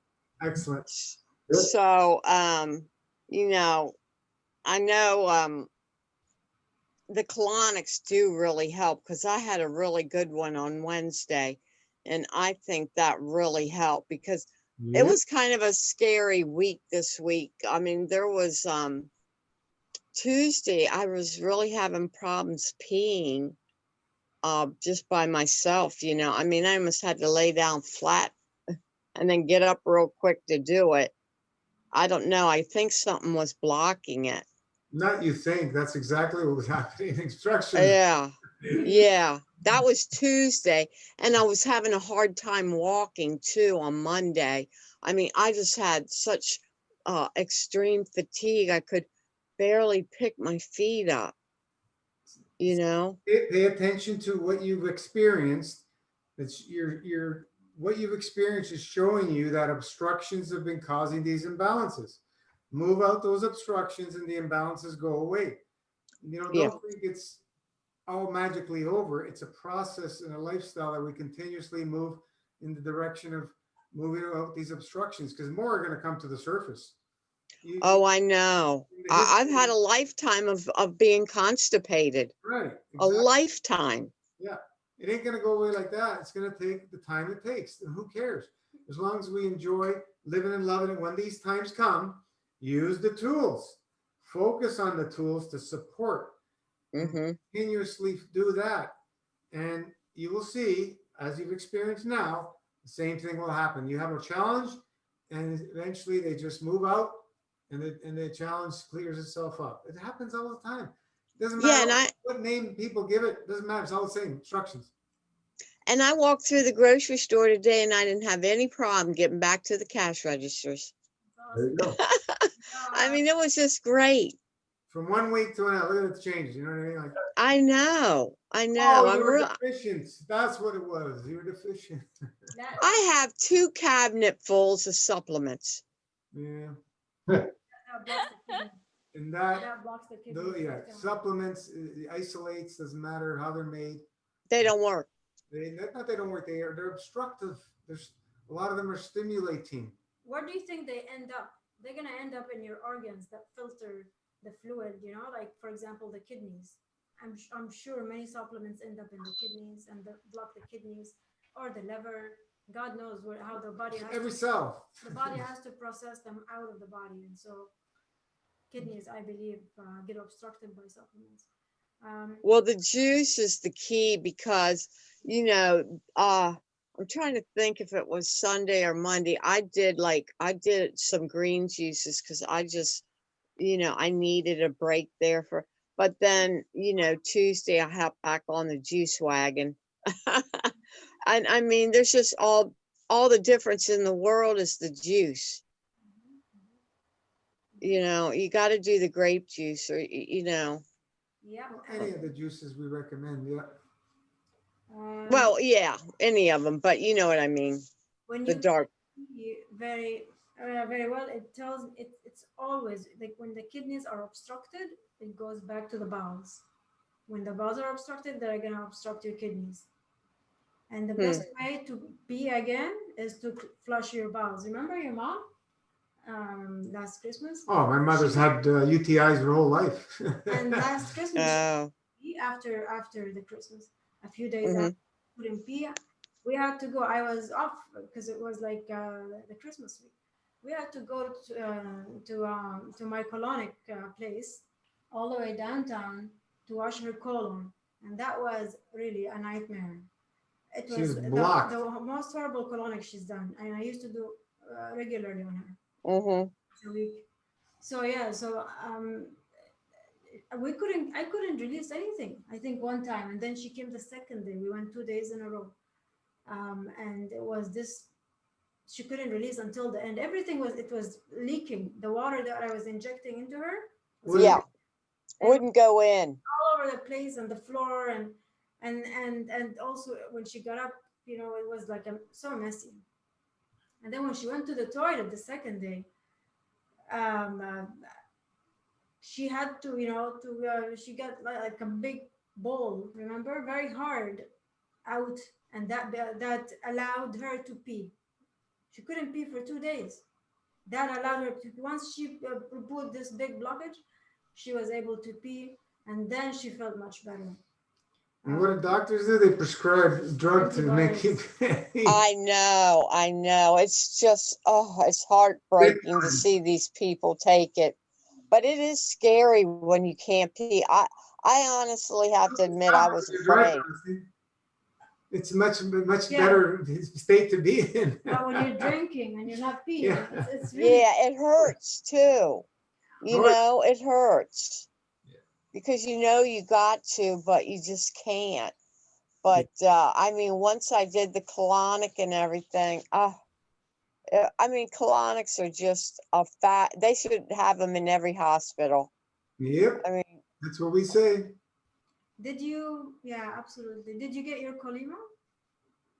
oh, it's coming Monday. I just checked the shipping.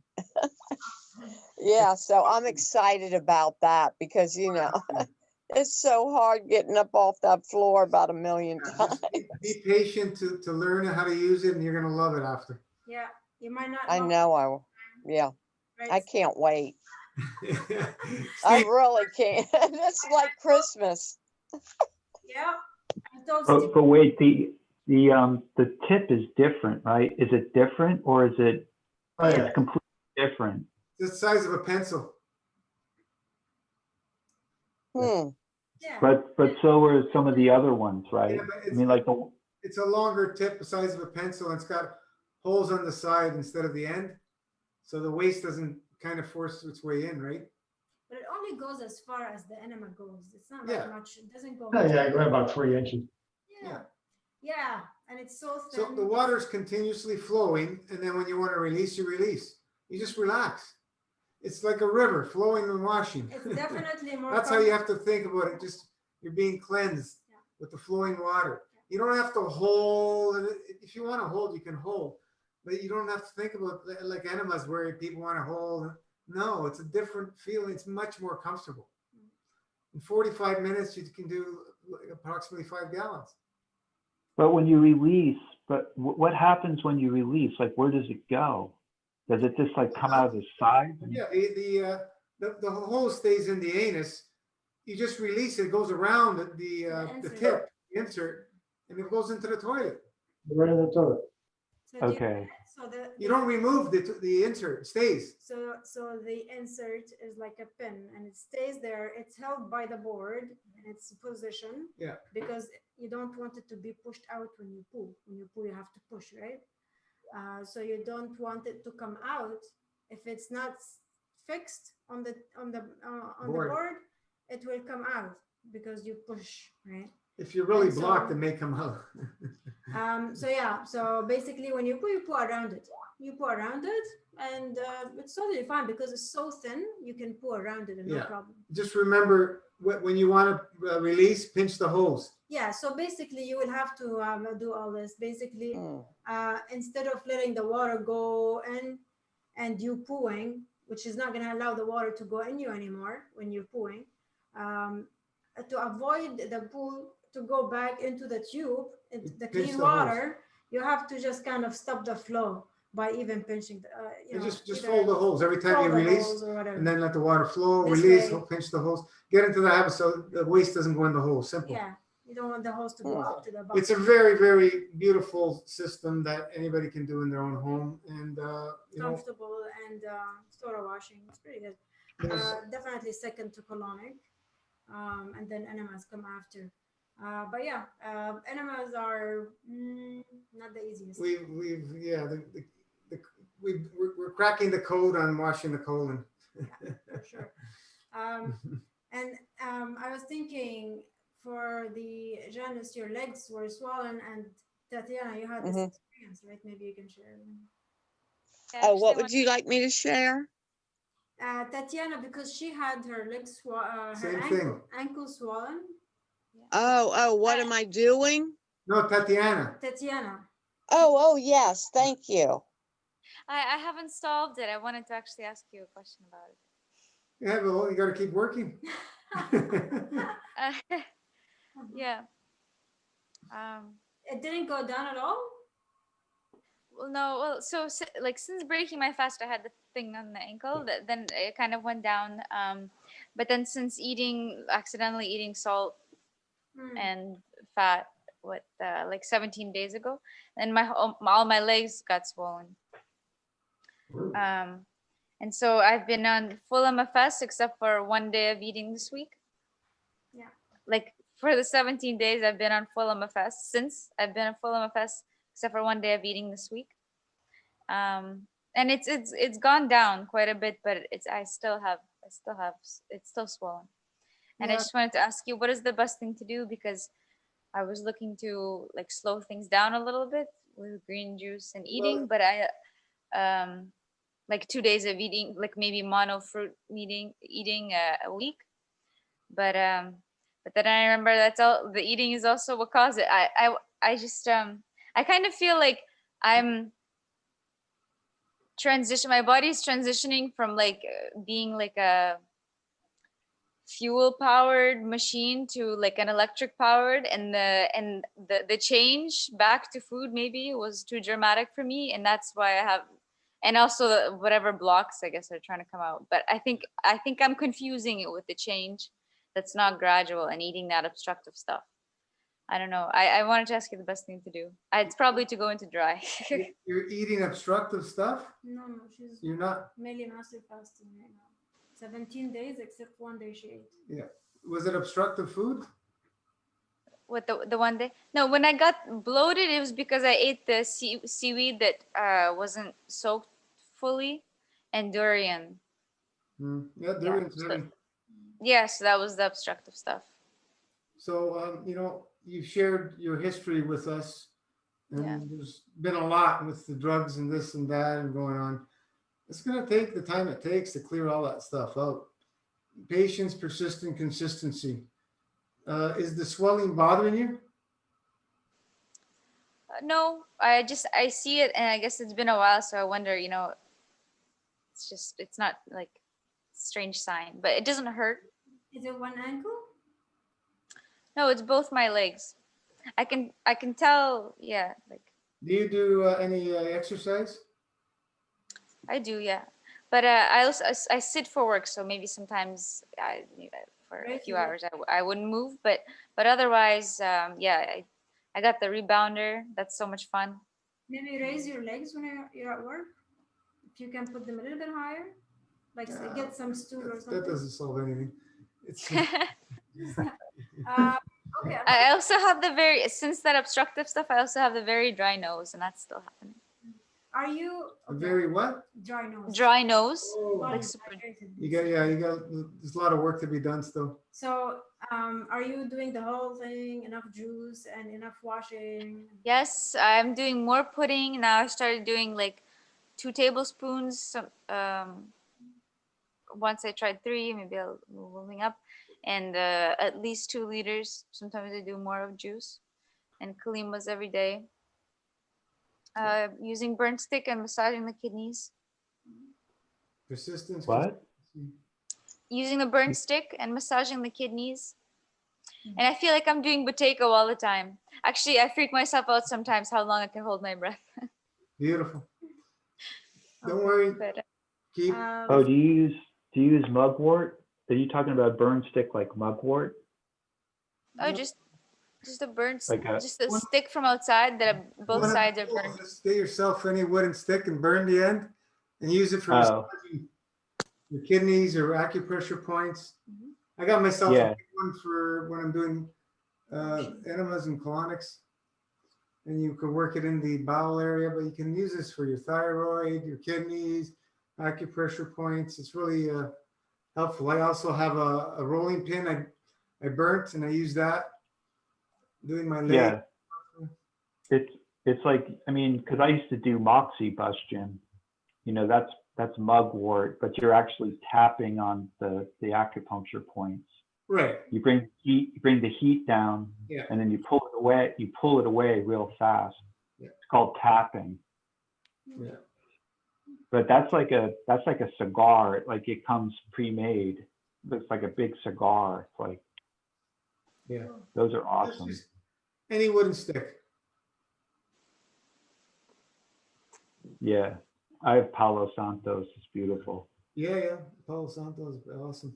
Tatiana, Yeah. keep the faith.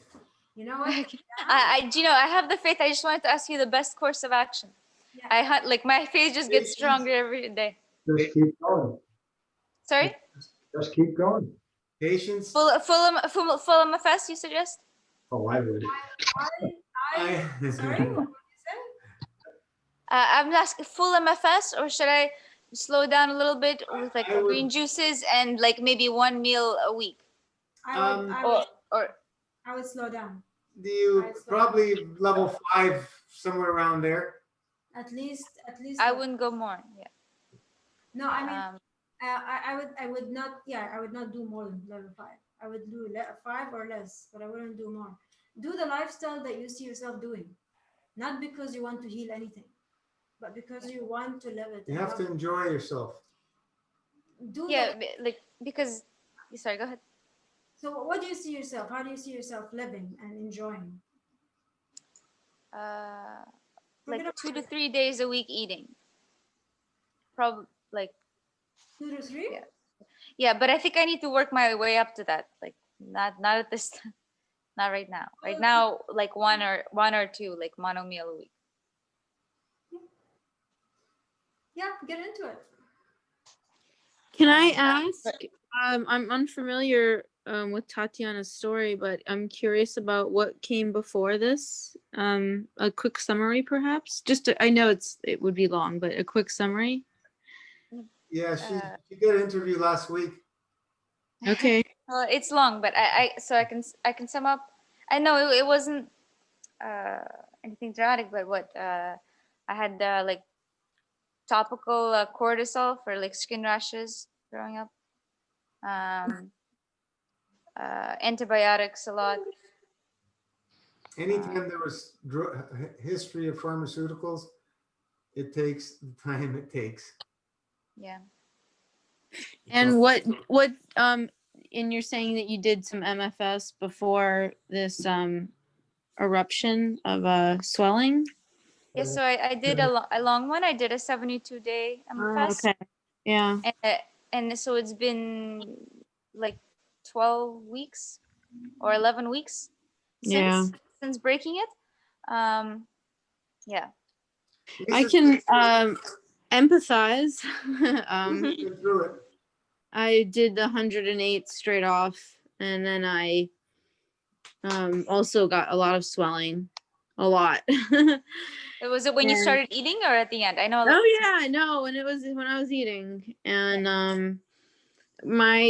and then I did another 108 after that, and then I had other issues after that too. So years later now, I do agree with Rana about finding the lifestyle that you want to live, what feels comfortable, and working with that.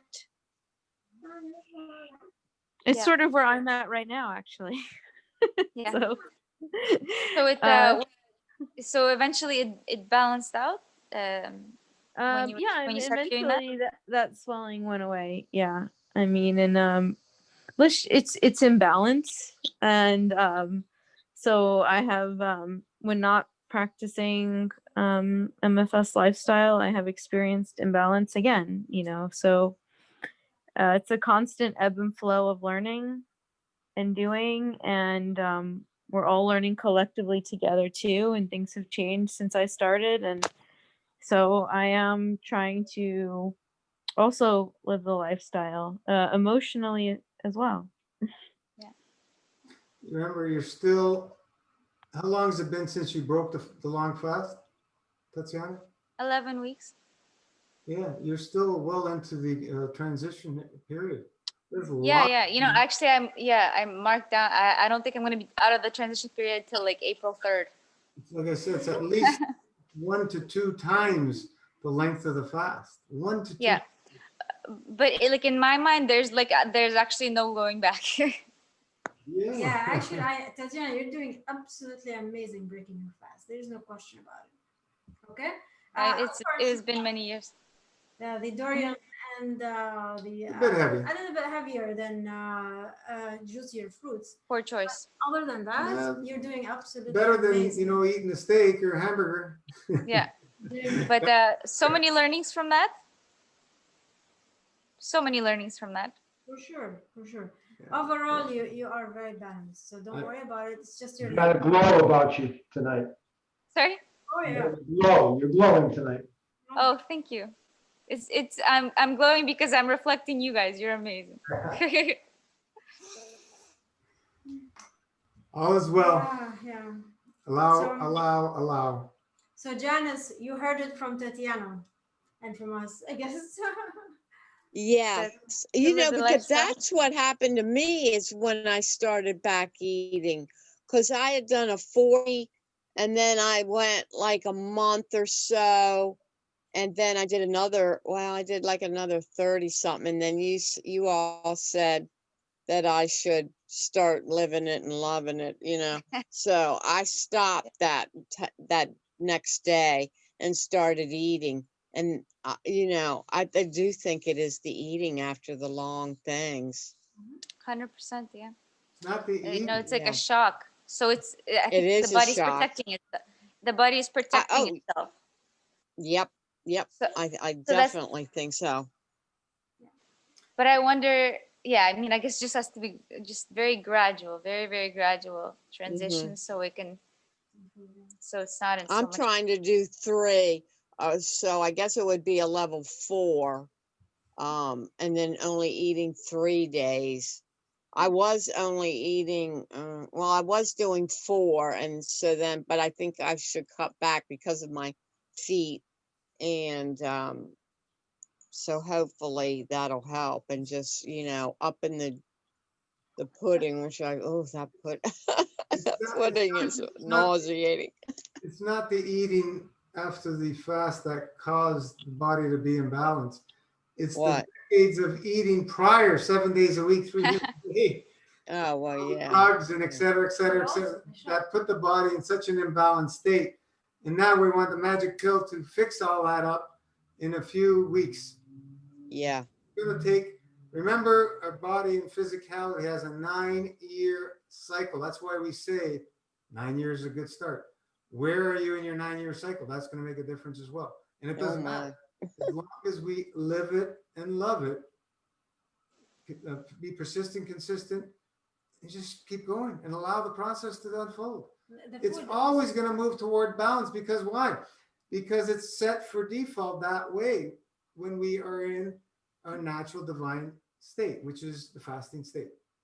The food, Well- we got to work with it, and we know what to do now to keep it enjoyable to some degree and keep it as minimal as we possibly can so that we can satisfy ourselves.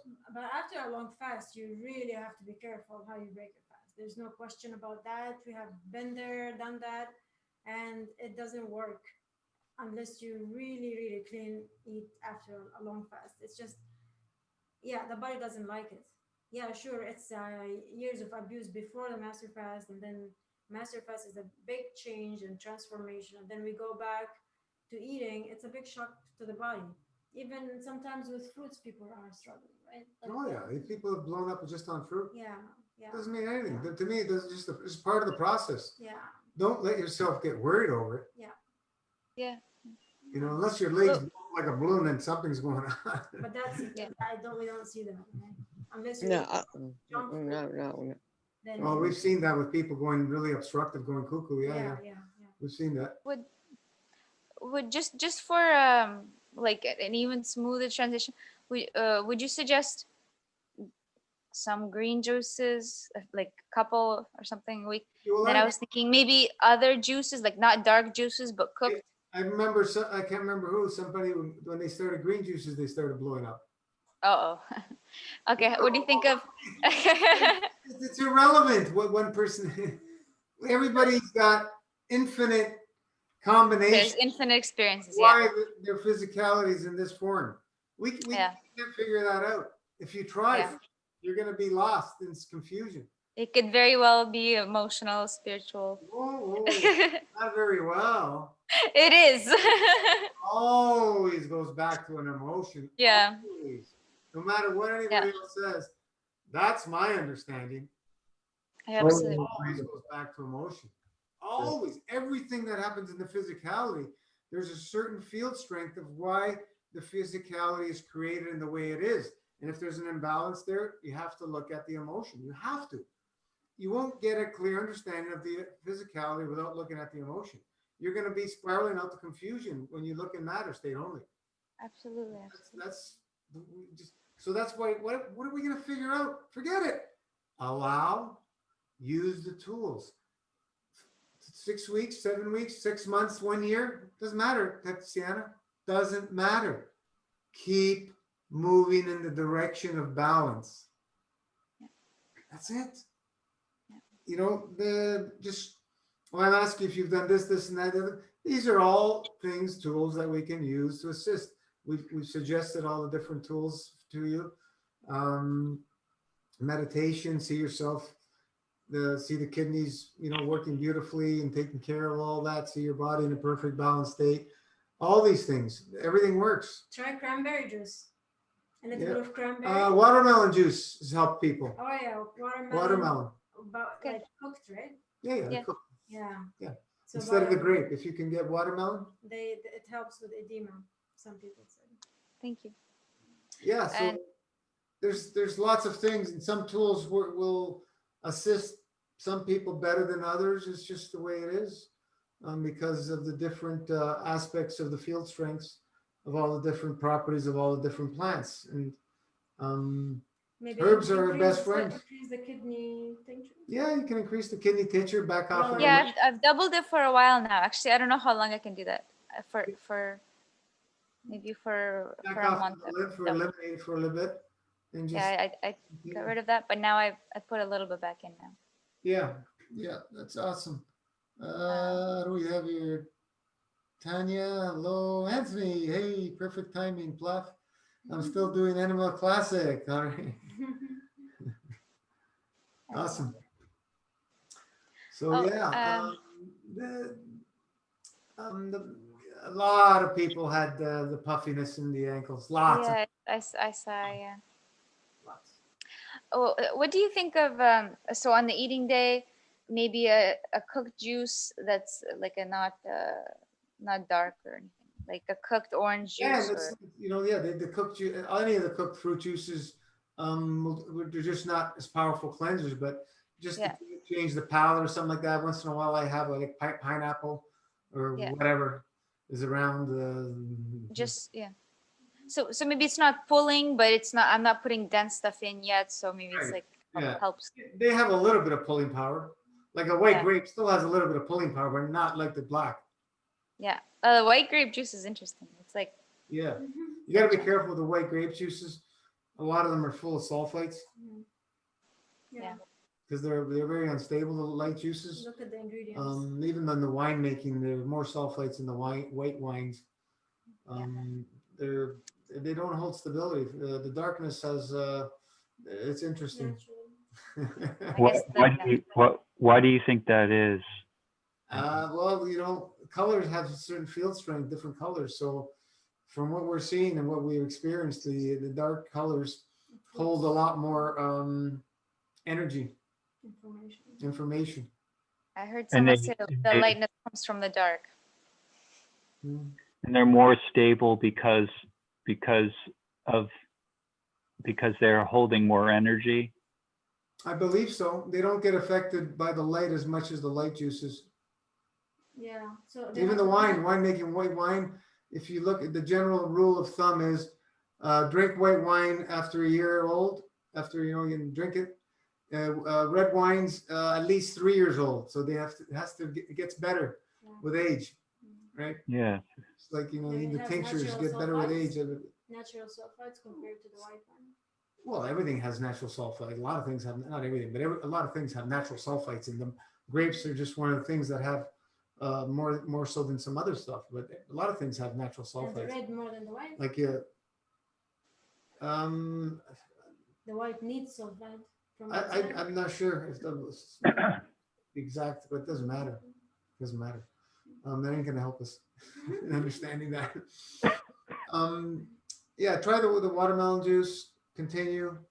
And the watermelon juice is lighter than the grapes generally, right? The dark grapes. So it still has pulling power. There's a few people who've done 108 days on the watermelon. And one woman, Anna, I can't remember her last name. She it was way back. She goes, "Has anybody tried watermelon juice?" I go, "No, let us know." So she did. She did her 108 days, and it was a great experience. And she says, "Yeah, it also helped me with the swelling and so on and so more than the other juices." And a few other people mentioned that as well, because generally Wonderful. the melons are what's known as hydrating, and also good for helping edema, right? Help you urinate. Mm-hmm. They work. They have both properties within them. Wonderful. So anybody who has those problems, go to the melons. I will do that. So if Janice, you I'm have, with you, sister. We'll make it through. Yeah. if you have like swollen ankles, that's also related to like the urinary tract. Yeah, kidneys. Yeah, and you have to go back to why the kidneys not, properly function. You got to go back to the bowels, and to go back to the bowels, you got to go back to the lymph system. It's the whole body, but it blocks up in stages, right? It starts blocking up through the bowels, and then moves out, right? Yeah. To all the different organs and gland, depending on the field strength of the emotion of where you're going to block yourself. Where are you going to feel the pain? What emotion is related? Look at the physicality as emotional energy. If you look at all the organs and glands in Chinese medicine, they have emotions attached to them. Look at those charts. And then you look at the relationship to the teeth, to the glands and organs, and everything connects within everything. And then you have the chakras, and you have different colors, and you have different energies and emotions. So there's infinite things that we can look at, but to try and figure it out, come on, nobody's figured it out. So let's just look at it and just say, okay, well, I can understand that energy could be coming from this area. So I'll just assist that area and just allow it to happen and use the tools. Allow. That's it. That's it. It's really We don't allow. have to figure it out, because we're not going to figure it out. I don't think we're going to ever figure it out until we become engulfed and turn ourselves back into the light. And then we have the knowing of the divine in that consciousness state. But in this physicality, when we are born through the vaginal tract, for some reason that gets all blanked out. And the more we plug ourselves up, the more we see ourselves distanced from that knowledge. If we look at very young children and we allow them, some beautiful things come out of children. We can learn so much from them. Right. Why? Because they're not plugged up. And that's through not only physical eating, but through programming, through emotions, et cetera, et cetera, et cetera, et cetera, through this matter state lifetime experience. So all we can do is put ourselves in a state where we know we can de-obstruct, which is the art of subtraction, and watch the reverse start happening, because it does. If anybody wants to deny it, then everybody that's went through MFS and had all these miracles are all lying. We're all lying that all these magical experiences that we've all went through. And what did it happen? It happened with no thing. It happened through a way that we're removing things, not adding. All the things we use are to help remove obstructions. Nothing in that master fast is to add things. We don't look at that at all. It's irrelevant. It's all focused on purging, physical, mental, emotional, engulfed in the spirit. That's it. It's a spiritual experience. And when we stick with that understanding more and more, everything starts to change. And then we start, with going along with our brothers and sisters experiencing that, and it reinforces our experience and our understanding to allow these experiences to unfold on their own and just continually assist them. That's all we can do. Like if you look at the language I used when we started Master Fast, and you look at through the videos, the older ones, the middle, and then the now, the language has changed a bit. The language has changed. It's because we slowly brought in more and more of the information of really we understand that's happening now. It's all because of the fields and emotions, all of it. If people think that they're going to be able to correct everything with emotional work, go for it. I've only seen that go so far. You need to engulf everything, the whole lifestyle aspect, who, what, where, when, why.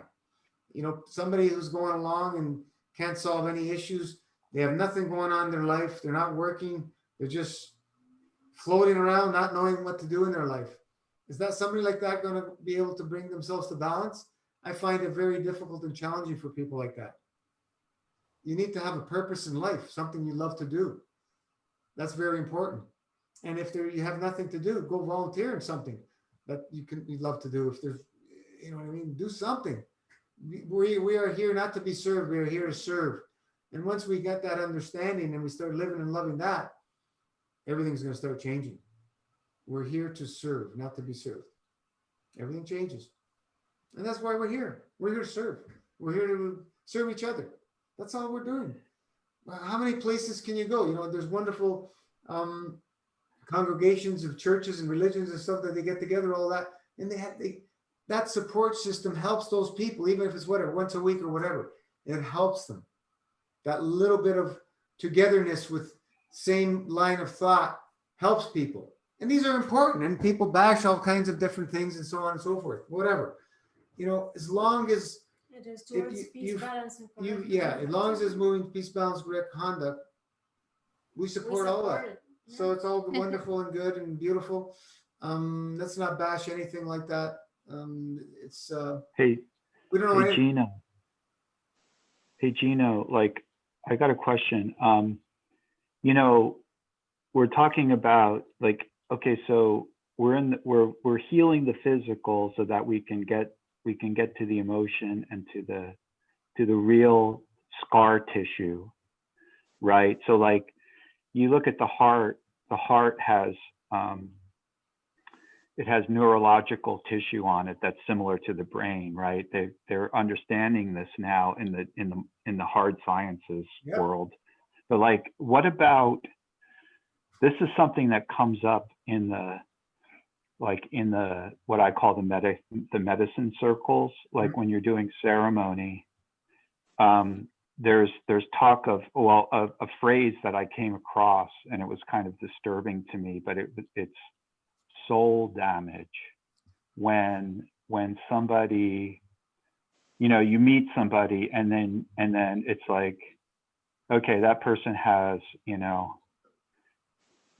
that person has a psychological problem or whatever, the person has Down syndrome, things that are obvious, or like some kind of schizophrenia or something like that.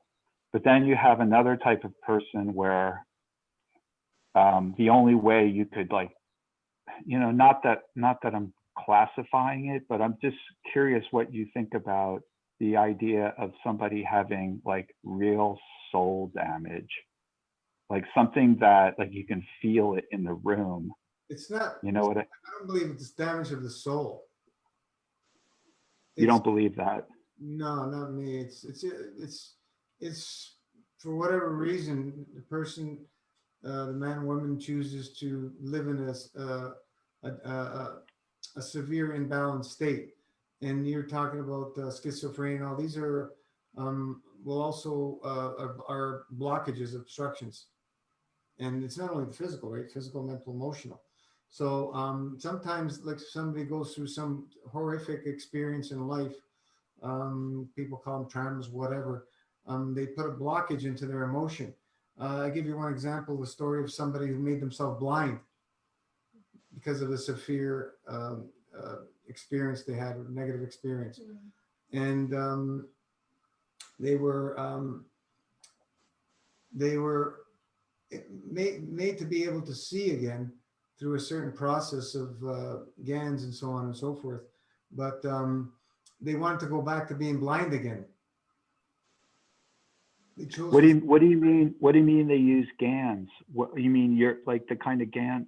What do you mean? Like, how did they come across GANs?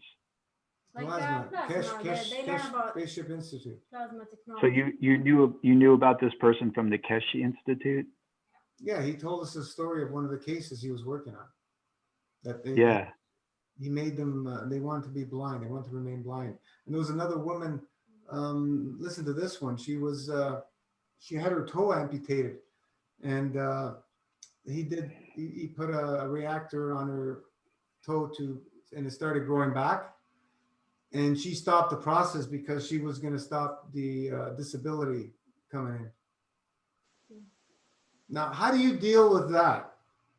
Well, that case, that last case, that that's just like bullshit. But the first case with the blindness, I don't remember the I mean- exact reason, but there was this. They wanted to go blind. They didn't want to see. It was too much yeah, but pain for them to see. but themselves go but what blind. did you? So you don't think that's valid, that they didn't want to go back to seeing? You think that that's imbalanced? Do you think that that's valid? I can't judge. Yeah, because it's like that movie, Children of a Lesser God, when William Hurt is falling in love with the deaf woman, and they're like, and like she, he wants her to see the light, and then she's like, no, man, I'm in my own world. Like you can't even understand how I'm living, Yeah. But I was just wondering, but the thing about the blindness, that's like, so how did that resolve? Like, did you follow the story? I don't remember all the details and everything. This is from years back when I was in Italy. But I'm just saying there's so many different scenarios. Like myself, when I started taking care of my mother, myself, I started having some vision problems again because I didn't want to see my mother suffering and the pain emotionally. You understand? So I've Yeah. went through that experience myself. It was very, very difficult and challenging, especially the first 7 months. I went through quite an ordeal with what was happening with all the seizures and everything. But anyway, these are just things that some people can tell they have all an understanding from them.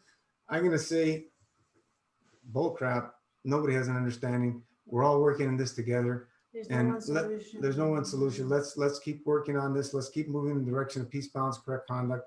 We know how to de-obstruct now. Let's focus on that, and let's allow the soul to do its magical work, because it does. And We these come together and these support traumas each are going to other. come up in all of us, these emotions, and if we're not supported and ready to allow to embrace them and release them, they're going to continuously be resurfaced and resurfaced. You're going to continuously be working on that over and over and over again, and it'll continuously be a challenge in our life. That's all I'm and saying. we We are got here to support each other. We know the road is not easy. We all have to go through the transformations and the ups and downs. So we're just here for each other. we're as we're going along, we're all learning, and more and more will be learned by more of us living and loving this kind of lifestyle, because it is a powerful way for us to de-obstruct. There's no question about that. And what comes along with this experience of de-obstructing? Everything under the sun we've seen, all kinds of emotions. And made the post a little while ago about people that stopped talking to their loved ones and siblings and so on and so forth, and just tons of people with all kinds of challenges within families. And how are you going to bring balance to yourself? You have all this happening. If you can't bring forgiveness to yourself, it's not when you forgive somebody, it's not for them, it's for yourself. to have that understanding, to let that go. Yeah, it may have to mean that you may have to separate because the other person isn't ready to deal with that or whatever. But you have to bring that yourself to forgive whatever happened, whatever it is, so you can find balance in that. And that's a tough thing. And there's a lot of broken families out there. Like, look at the craziness that's happening. It all goes back to family life. What kind of family life are we living as a whole, as humanity today? Look Is there at family life? Look at the marriages, the mother and the father as well. It's really not a family, not a family picture that we want to be a part of. Working on within families is challenging. It's challenging. Does anybody have families that don't have any challenges? I don't know. I've never heard of any. So it takes work. It takes effort. It takes persistence and consistency. And it's a lifelong journey to continuously make family unit work, just like what we're doing in MFS. For me, I find it's very important to be connected to God. As a You gotta family, have a connection. the husband and the wife, you really have to be connected, and you have to come together with like-minded people, because the majority of people are not practicing anything really. They're not practicing, like they don't have regular prayers and support for living the truth, standing up for the truth, doing sacrificing for the truth, and go ahead, read my problem. Yeah, just read some of the catch up on the Facebook. Elaine, I love using watermelon juice. Tanya, indeed, indeed has been a concern in the mind all the pharma meds I've taken due to the broken fib and tib. My foot actually swang around the back and have been put together with lots of pin screws, and was great until the accident. Wow. Then all the drugs in the body as the frame was on for 18 months. Yeah, Tanya, it's okay, but don't have to be concerned about it. It would have to happen. We know how to remove all the body, all that stuff from the body. We know how to do it and allow the process to take place and let it unfold. And the body will move towards balance always, every time. Every time we go through healing reactions, we use the tools, support ourselves through these difficult, challenging times. And that's all we can do, because we will get through it. We've seen the worst of the worst butchered people get through. So, who comes off to mind? Michelle Gibson. Go read her, watch her interview. She had her same thing, her in a car accident where one of her friends grabbed the steering wheel and flipped the car. He was a drunk, and she had all screws put in her foot, and she had many challenges with her foot. She shared it in the group. If you do search on the group too, you'll find her story, how she shared it. And she progressed and progressed and progressed, and she's been through more than 99% of people, like very difficult childhood and upbringing and so on, and beatings and so on and so forth, and being beaten by robbers and all kinds of stuff. Like, it's amazing that Michelle lived through all that, and she's thriving now, right? So Tanya, totally agree with you, be in perfect health to serve humanity. Yep. Elaine, it's tough. I had problems again last week with family member, and I have been overeating. Exactly. See where we go? What does it go to? Always back to emotion. Always. I'm experiencing the same things, right? It's very challenging, very challenging. So we're here with the support system. Elaine, yes, I'm changing. Hey, when was Michelle Gibson's interview? Do you know offhand? I think that she do two or one. It's one of the, she's one of the first ones way back. So you got to go way back in the interviews. 2015 or 2016. No, it's 15, 16, 17, Yeah. somewhere in there. Amazing interview. Yeah. You watched it? Michelle Gibson. Yep. Yeah. It's what? Takes care of all these animals. Yeah, Oh, yeah. She's what helped us put the she's the one who actually designed the MFS pet protocol, because she's been working with animals for 40 years. Amazing soul. Right now she's growing fish. Awesome. So cool. Fish I that must love- is almost impossible, they say, to grow for commercial purposes, like the salmon and so on and so forth. She's doing wonderfully with them. So yeah. So I still want to ask you, Gino, like we were talking about soul damage and then like severe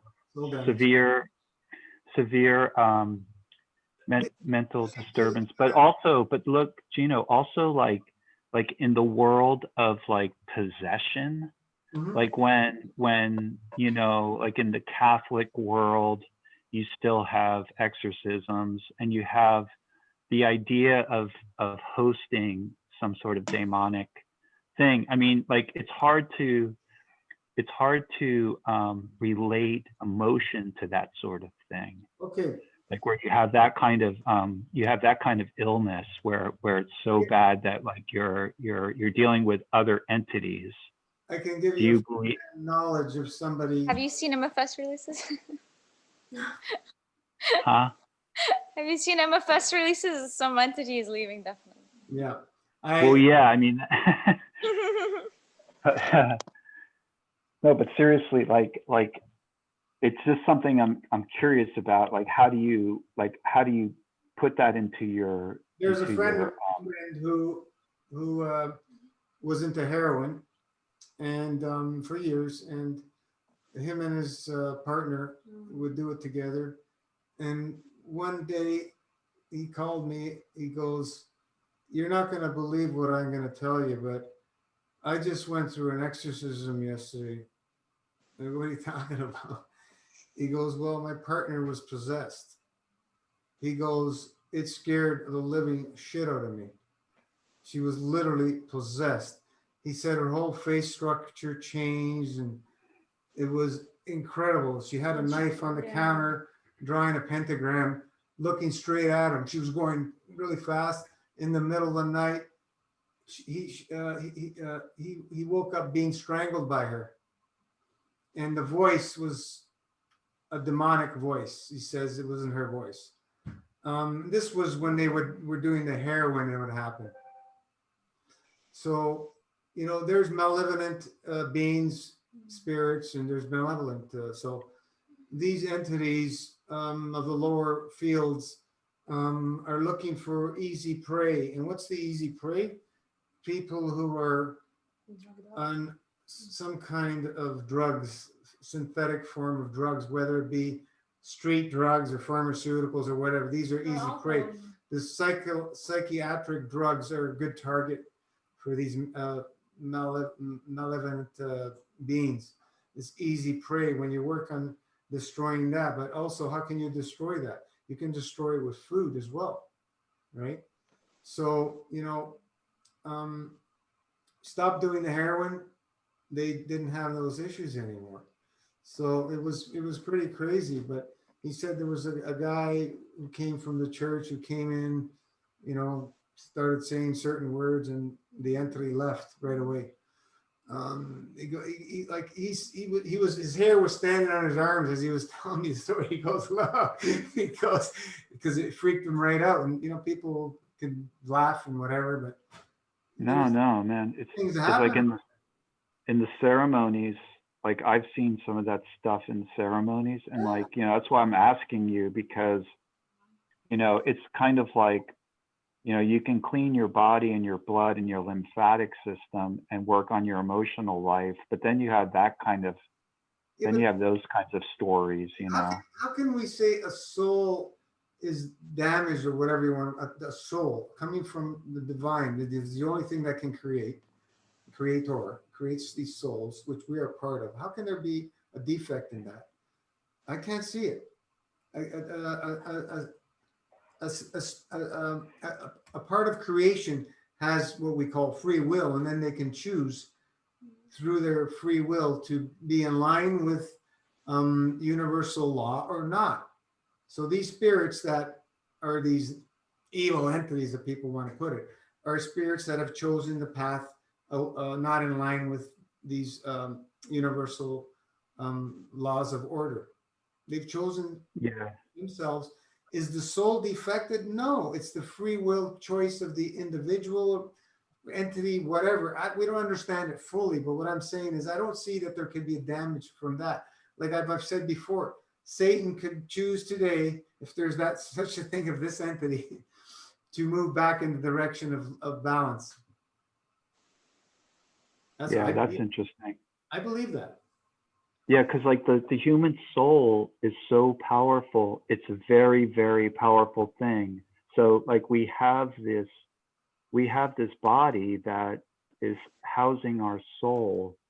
But if we mess around with the body and the ego and all that stuff and do crazy stuff, then we have this huge force that's right under the surface that we have to be able to maintain and to use properly, and to use our intelligence properly. So like there is a tremendous amount of power there that you know, and then you know, you wonder why people go off the handle, you know, they fly off the handle. And so you know, to live balanced is, of course, that's the answer. But the thing is that there is all that power, like unlimited power, you know.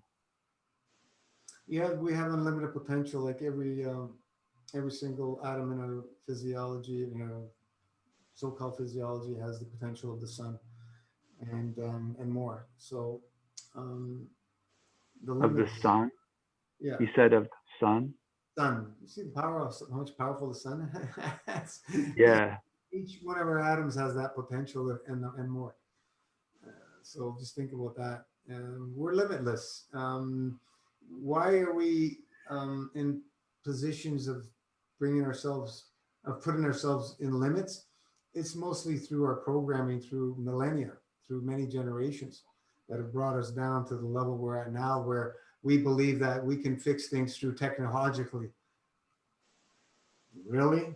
Through technology, artificial intelligence, all this crap, moving away from divine creator God? How's that going to solve anything? I only see it getting things moving in the direction of imbalance, believing in that crap. You know, this is the techno crap, you know, in my eyes anyway. Can we use these things to assist us? Yeah, we can. But if we harnessed and learned to remember how to use the power of the soul, that stuff would be like, I don't know, dinosaur age of anything that we've created. It would be meaningless. It wouldn't have it's any good. power. Technology brings us together, so brings like-minded people together, so you can Yeah, but work if on improving. just imagine if you want to go to Mars there and you manifest yourself there. Well, what technology instantaneously? What technology is going to be able to do that? It's power of the soul is limitless. And do we have that power within to do this? Of course we do. Do we believe it? No, that's why we're not doing it. Something's limiting us from being able to do that in physicality. You know, if we look at the physicality, it harnesses the energy of the soul. It sits right in the middle of the brain. You can see it in an MRI. There's a dot, an empty space. That's where the soul sits in the physicality, the energy of the soul. The soul itself sits, I don't know, somewhere with the creator. But how much do we want to experience? Less is more. We don't need to experience anything because we already have all that experience.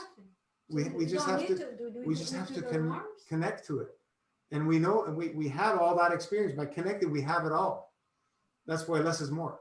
The more people want to think of doing more and more, more this, more that, more that, they think that's going to, meanwhile, if you look at all the saints and all the gurus and all the spiritual leaders, what do? They went to the most simplest lives and went within.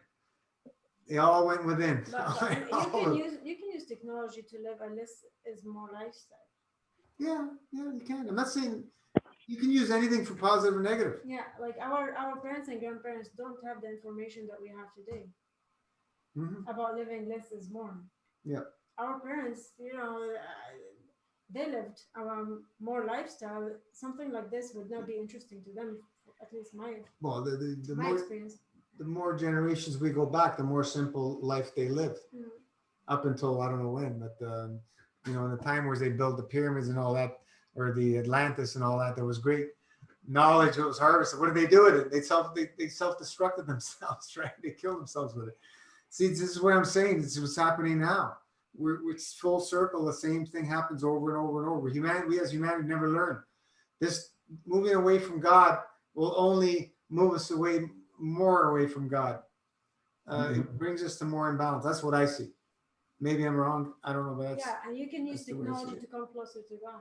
So yeah, of course. If we were connecting here, using technology to support each other in line in moving towards peace, balance, correct conduct. That's what we're using it even for. using technology for religions. If you want to come closer to God Well, that way. people are forced to do it now. They can't go to churches. So, yeah, all can be done. Just let me catch up here on Facebook. Yes, I'm changing so much. It's hard for my husband. Yeah, it would be. It's hard for anybody, even the people going through the changes, right? Yeah, I Uh, would say honestly, do your best To to support them. strengthen your relationships at home, Yeah, because it all starts we've seen within you, and then within your home, and then outside your home. quite a few people separate, through changing their lifestyle. It happens. Thank you. Took the weight off from Melissa. Any advice if no grape juice here? Should I just jump to breatharianism? I'm trying most people kill themselves trying to that.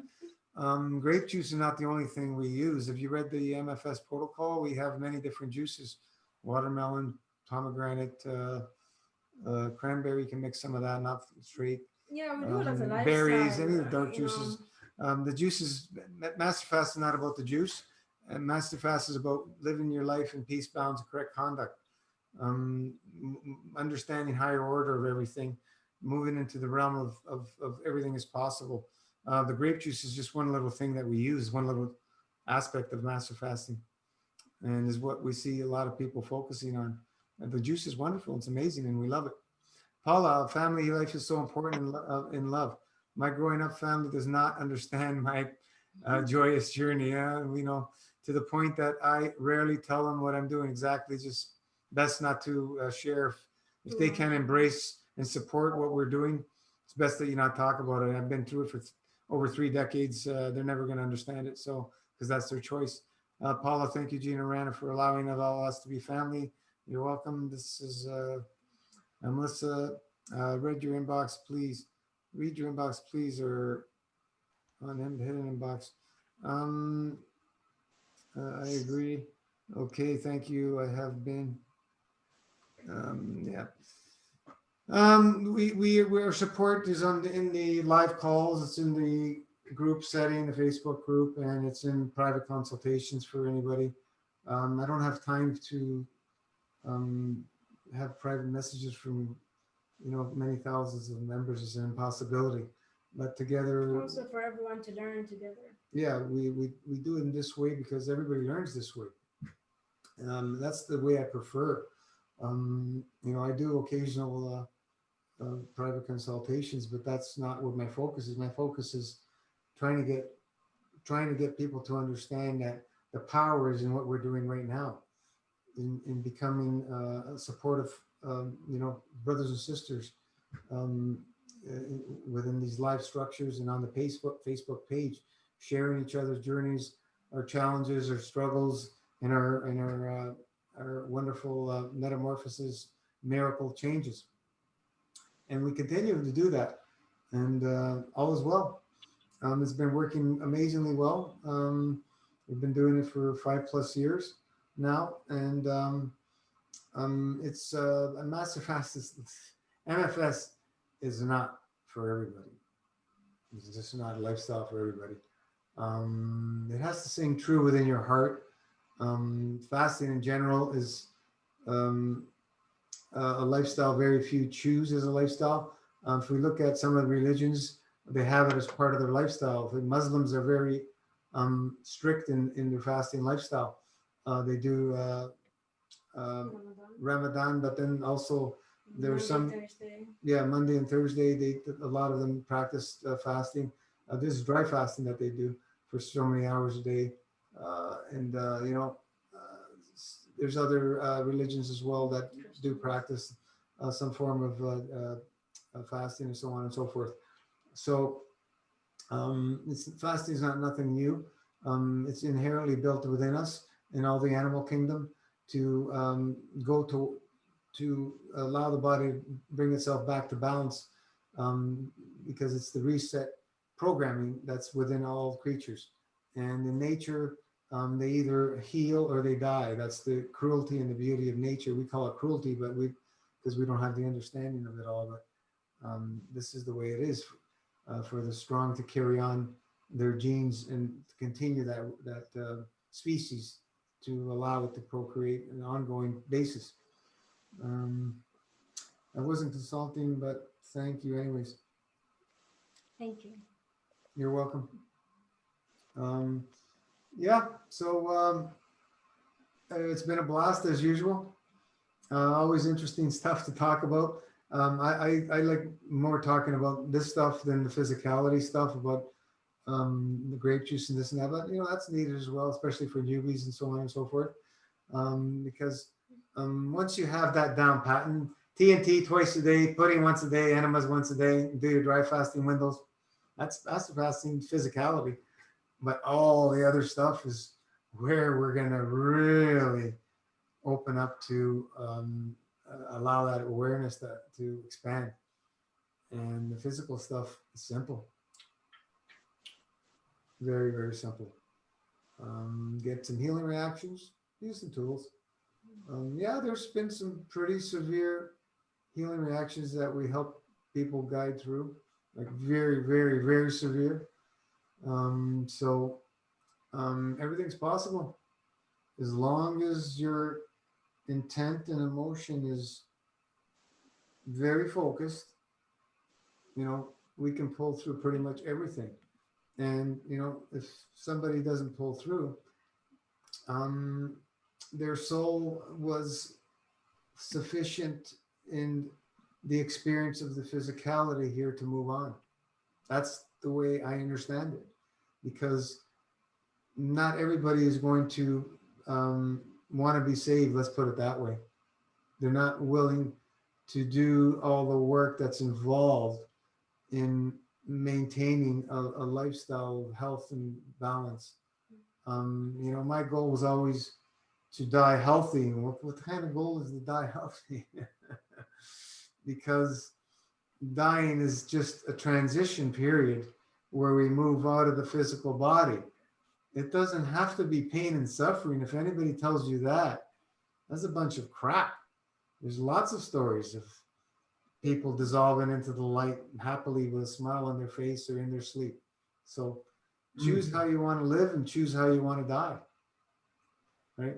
So I'm choosing this lifestyle. You don't know. Well, you might get hit by a car or whatever, lightning, I don't know. It doesn't matter, but our intent and emotion is clear.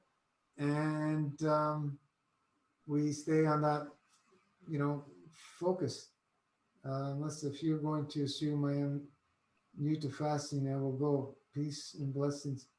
I'm not assuming anything. I don't know. The first time I've seen this name from I remember, if people don't post and don't specifically continuously post, how am we going to remember all these people? It's very, very difficult when you're dealing with so many people. All the best.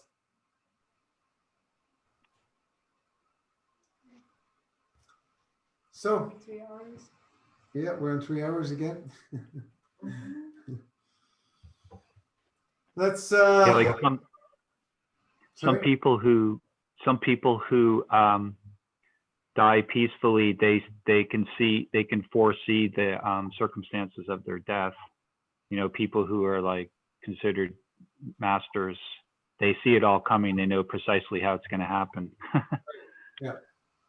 Yeah, I've heard many stories, not even from masters, but people say, "Oh, I'm not gonna be around for another day or whatever, or I'm going tonight." There's a lot of cases of that, even within the family. They knew Yeah. there's that signal came through that they were leaving. Right? Interesting. Yeah, Yes, so some people choose. Yeah, They don't want to be here anymore. Elaine, thank you so much. You're welcome. Thank you. Thank See you, ya, guys. John. Thank you. Thank you, thank you. Thanks a lot. Take it easy. We'll, Good to see you. Yeah, see you Bye, later, John. Steve. Bye, Elaine. See you, Tiana. Thank you. Nice to let's see you. say a quick prayer. Yeah. I like the meditations, but it's just 3 hours.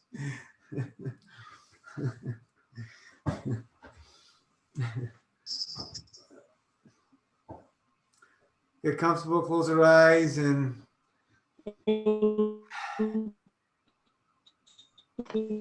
let's put ourselves in that place of peace, balance, correct conduct. We know what it feels like. And focusing on tapping into that plasma love always flowing, which is always flowing. You can't stop it even if you tried. It's always there, and it's always accepting for us to tap in and spread that love to all parts of humanity and planet and the animal kingdom.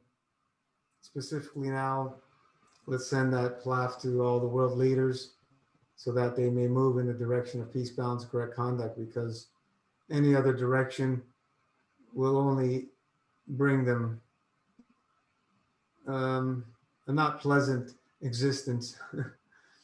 And we don't wish anybody to have to live in any other way but peace, balance, correct conduct. Nothing else matters. Warmongers, wars never solved anything. Peace, balance, and correct conduct. There's a spiritual solution for every physical problem and challenge that we believe we have. So let's move in that direction. And we thank everybody for joining us. And if anybody wants to say a word or two before we close, we thank you again for joining. It's always a blast. We always have fun. We're not here to judge anybody, but this is a lifestyle that we focus on, and we love, and we'll continuously support people who want to live this lifestyle for as long as we're able to. Thank you all. We love you. Thank you. Love you. Thank you. Bye. Good night. Thank you. Ciao, everybody on Facebook. Have a good night. You too.